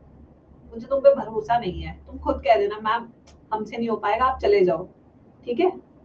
जो जिस तरह के तुम सवाल और बातें करते हो ना, मैं तुम्हें खुद आगे से कह रही हूँ, पढ़ी भी हूं ना मैं, तब भी मेरा इलाज मत करना। डिस्काउंट भी देंगे। चलाओ इधर। तो ये क्या है? This is trachea. ये क्या है सब? बोलेंगे मैम के साथ, दिस इज ट्रेकिया। ठीक है? At the point where the trachea splits into primary bronchi, इस पॉइंट को क्या बोलते हैं? कैरिना। क्या बोलते हैं इसको? कैरिना। ठीक है? फिर उसके बाद this splits into primary bronchi. ये हमारी कौन सी ब्रोंकाई है? Primary bronchi. प्राइमरी ब्रोंकाई किसमें टूट रही है? सेकेंडरी ब्रोंकाई में। सेकेंडरी ब्रोंकाई आगे किसमें एक्सपैंड कर रही है? टर्शरी ब्रोंकाई में। टर्शरी ब्रोंकाई आगे किसमें स्प्लिट कर रही हैं? ब्रोंकियोल्स में। प्राइमरी, सेकेंडरी, टर्शरी, ब्रोंकियोल्स में। और छोटा डायमीटर होता जा रहा है। ठीक है? अब प्राइमरी, सेकेंडरी, टर्शरी ब्रोंकियोल्स किसमें आगे टूट रही हैं? हमारी टर्मिनल ब्रोंकियोल्स में। इसमें टर्मिनल ब्रोंकियोल्स। टर्मिनल ब्रोंकियोल्स का डायमीटर सबसे छोटा होता है, स्मॉलेस्ट डायमीटर। इनका क्या रहेगा? Smallest diameter. ठीक है? उसके बाद फाइनली ये किसमें ओपन कर रही हैं? Sac like structure called alveoli, वायु कुपिका, सैक। ठीक है? तो ये तो हो गया हमारा पूरा distribution of bronchi and bronchioles and alveoli. अब ये सारा स्ट्रक्चर किसके अंदर है? लंग्स के अंदर है। लंग्स की अपनी दो मेम्ब्रेन्स है। जो बाहर वाली मेम्ब्रेन है इसका नाम है पेराइटल प्लूरा। क्या नाम है इसका? बाहर वाली मेम्ब्रेन का पेराइटल प्लूरा। जो कि कौन सी मेम्ब्रेन है? आउटर मेम्ब्रेन है। वहीं पे एक अंदर वाली मेम्ब्रेन है which is in connection with alveoli, जो एल्वेलाई से जुड़ी हुई है। जो एल्वेलाई से जुड़ी है उसका नाम क्या है? Visceral pleura. क्या नाम है? विसरल प्लूरा, जो कि इनर है और एल्वेलाई के डायरेक्ट कनेक्शन में है। इन दोनों के बीच में कैविटी है। This cavity is called as pleural cavity. क्या कहते हैं इस कैविटी को? Pleural cavity. और प्लूरल कैविटी के अंदर होता है प्लूरल फ्लूइड। क्या होता है? Pleural fluid. और इस फ्लूइड का काम क्या होता है? To reduce friction during inhalation and exhalation. ठीक है? क्या काम है इसका? रिड्यूस फ्रिक्शन, जिससे कि जो इनहेलेशन और एक्सहेलेशन का प्रोसेस है वो आसानी से हो। ठीक है? जो बीच का स्पेस है दोनों लंग्स के बीच में, इस स्पेस को हम क्या कहते हैं? मीडियास्टिनम। क्या कहते हैं स्पेस को? मीडियास्टिनम। और इसी स्पेस में होता है आपका दिल, जो कि टिल्टेड होता है टुवर्ड्स लेफ्ट लंग। ठीक है? ये हो गया आपका हार्ट। हार्ट किसके ऊपर प्रेजेंट है? डायफ्राम के ऊपर। डायफ्राम। डायफ्राम का दूसरा नाम क्या है? Phrenic muscle. और ये सिर्फ आपको किस में देखने को मिलते हैं? मैमल्स में। सिर्फ मैमल्स में देखने को मिलेगा डायफ्राम। ना ही रेप्टाइल्स में मिलेगा, ना ही एव्स में मिलेगा, जबकि उनके पास भी लंग्स होते हैं। ठीक है? जहां पे झुका हुआ है लेफ्ट लंग में, इस स्ट्रक्चर को हम क्या कहते हैं? Cardiac notch. कार्डियक नॉच, जिसमें ये नॉटी घुसा होता है। ठीक है? यहाँ पे अब आपको फिशर्स दिख रहे हैं। फिशर्स वो है जो कंपार्टमेंटलाइजेशन करते हैं लंग्स की। ये वाला जो फिशर है इसे कहते हैं हम हॉरिजॉन्टल फिशर। हॉरिजॉन्टल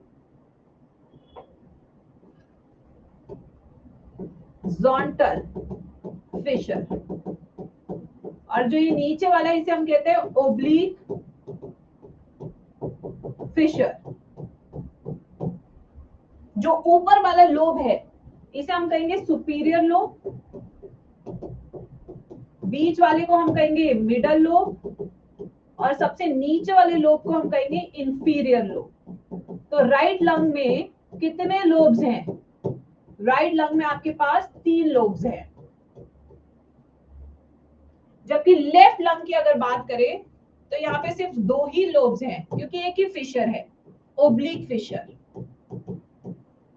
तो 2 ही लोब बने, एक बना सुपीरियर लोब और एक बना आपका inferior lobe.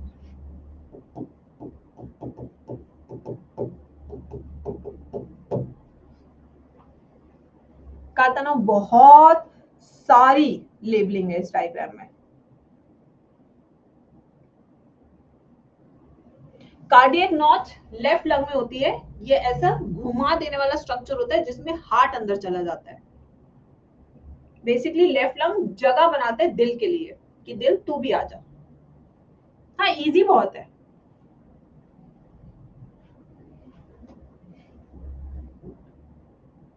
Very very easy.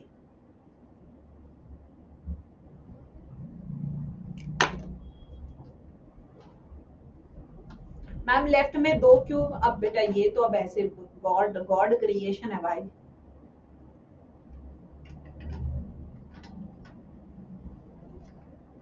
अब हम ये भी पूछ सकते हैं मैम दिल लेफ्ट साइड ही क्यों टिल्टेड होता है, राइट साइड क्यों नहीं होता? राइट साइड होता है तो बीमारी हो जाती है। Mediastinum is the space present between two lungs. Is called mediastinum. The space between two lungs is called mediastinum.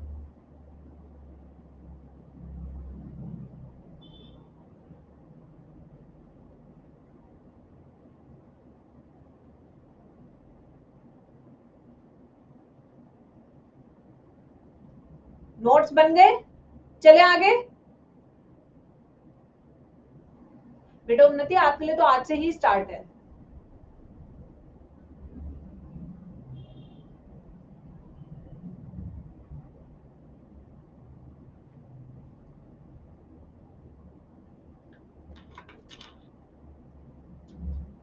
ना नेक्स्ट आ जाओ। अब हम लंग्स के अंदर यानी कि next part which is are EF lungs and pulmons जी। अब आएंगे हम एल्वेलाई पे,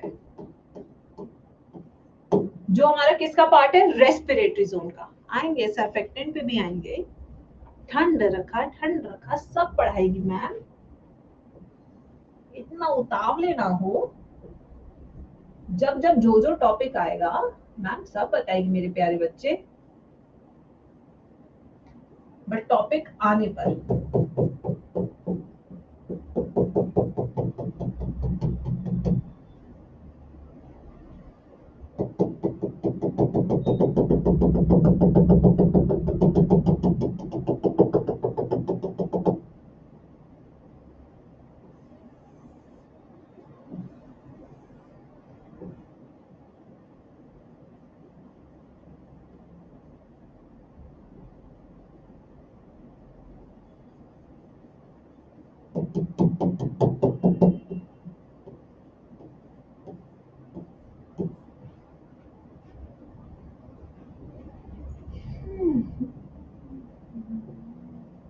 You get dust cell, you get type 1 pneumocyte, you get आपके type 2 pneumocyte। कलर अलग कर देते हैं क्या? चलो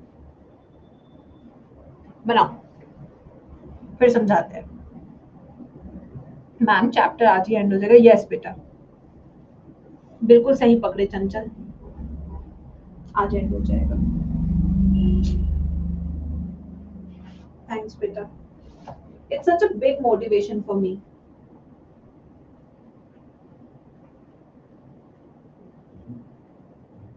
Respiratory bronchi, terminal bronchioles.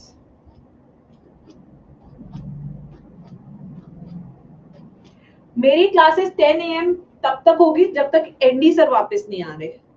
जब एनडी सर वापस आ जाएंगे मेरी क्लास 11:50 से होगी।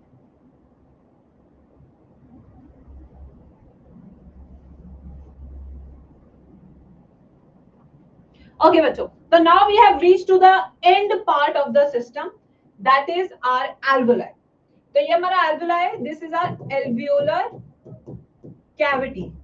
ये हमारी क्या है? alveolar cavity। ठीक है, यहाँ पे आप देखेंगे तो ये जो एपिथेलियम है, क्योंकि यहाँ पे एक्सचेंज ऑफ गैसेस हो रहा है, तो एपिथेलियम कौन सी होगी इसकी?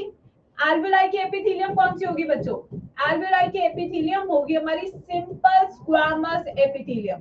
कौन सी होगी? सिंपल स्क्वामस एपिथेलियम, क्योंकि यही एपिथेलियम अलाउ करती है exchange of gases.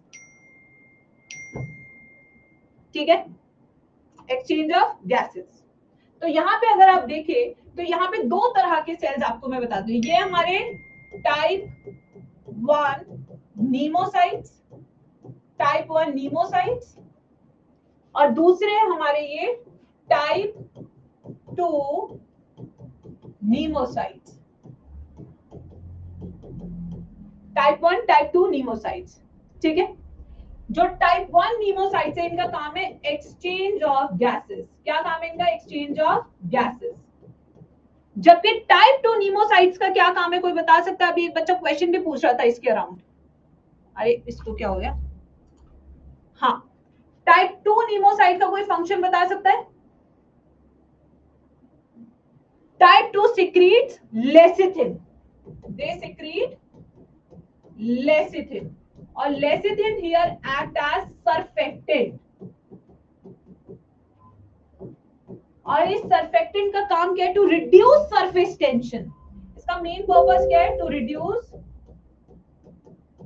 Surface tension. जो बच्चे सिजेरियन बर्थ होते हैं, सिजेरियन बर्थ वाले जो हमारे बच्चे होते हैं, उनको प्रेशर नहीं लगता उनके लंग्स को जब वो बाहर निकलते हैं, क्योंकि उन्हें डायरेक्ट डॉक्टर बाहर निकाल देता है। तो उनको इनिशियली 5 साल तक सांस लेने में दिक्कत होती है हल्की सी। वहीं पे जो नॉर्मल डिलीवरी के बच्चे होते हैं वो पूरा प्रेशर झेल के आते हैं अपने लंग्स पर, तो उनका उस टाइम पर सर्फेक्टेंट बहुत ज्यादा निकलता है, तो they have better respiration as compare to a caesarean birth. ठीक है बच्चों, तो यहाँ पे भी आपको एक लॉजिक मिलेगा कि why normal birth is better as compare to caesarean birth. ठीक है, then we have one more type of cells. Here you can see the green one. The green ones are called as dust cells. They are called as dust cells. They are हमारे resident macrophages. ये हमारे क्या? resident macrophages है। ये जो हमारे resident macrophages है ये एंगल्फ करते हैं बैक्टीरिया। अगर यहां तक कोई पहुंच गया तो उसे खाने का काम इन्हीं का है।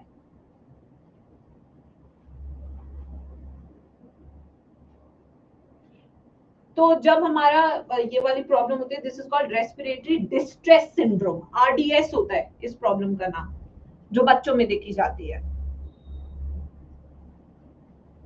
रेस्पिरेटरी डिस्ट्रेस सिंड्रोम नाम है इसका प्रॉपर।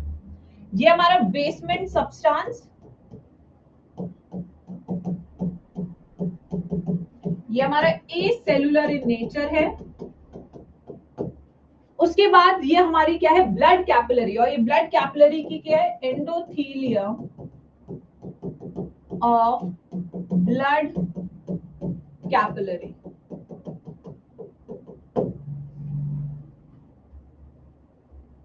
तो यहां से हवा देखिए, यहां से ऑक्सीजन यहां जाएगी, यहां से कार्बन डाइऑक्साइड यहां जाएगी। इस तरीके से सिंपल डिफ्यूजन होता है। तो यहां बनती है हमारी रेस्पिरेटरी मेम्ब्रेन, जिसके अंदर 3 चीजें आती है हमारी simple squamous epithelium of alveoli,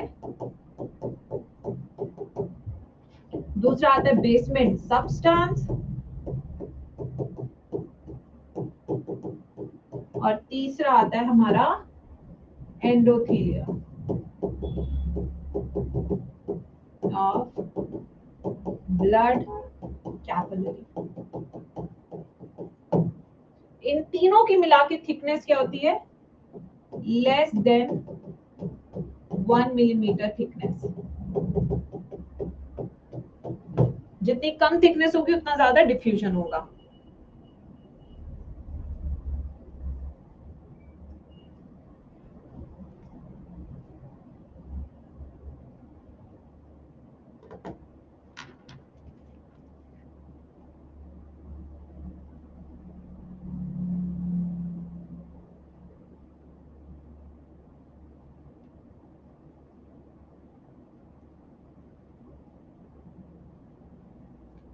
जब हो जाए तो बच्चे जरूर बताना, फिर आगे चलते हैं।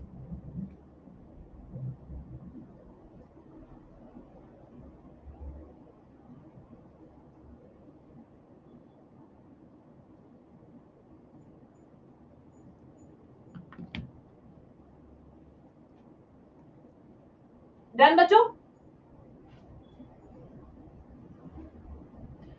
Done. Ma'am pleural membrane shock absorber की तरह यूज होती है।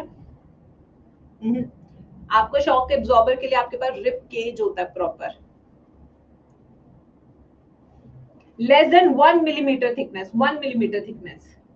तो बच्चों आज हम यही करेंगे। कल का टॉपिक मैं आपको बता देती हूँ, कल भी हमारी क्लास 10 बजे होगी, 2 घंटे की क्लास होगी। कल की क्लास फिजियोलॉजी की होगी। आज हमने एनाटॉमी की है पूरी ह्यूमन सिस्टम की। आज टेक्निकली आप देखेंगे कोई भी प्रोसेस मैम ने नहीं समझाई है, मैम ने पूरा का पूरा बस सिस्टम समझाया कि सिस्टम में है क्या। कल की क्लास में हम करेंगे मैकेनिज्म ऑफ ब्रीदिंग, कल की क्लास में हम करेंगे वॉल्यूम्स एंड कैपेसिटीज, फिर हम करेंगे इसके बाद factors affecting gaseous exchange and transport of oxygen I will start. Yes, I will take 2 more classes to complete this chapter. But आज हमने स्लो किया है टेक्निकली, आज मुझे मैकेनिज्म ऑफ ब्रीदिंग भी समझा देना चाहिए था, बट ठीक है कोई नहीं, काफी बच्चे नए भी थे, so I don't want to force myself on you guys की पढ़ो पढ़ो पढ़ो। ठीक है, यस, बट 2 क्लासेस में हमारा चैप्टर कंप्लीट हो जाएगा। चलो बाय बाय, टेक केयर।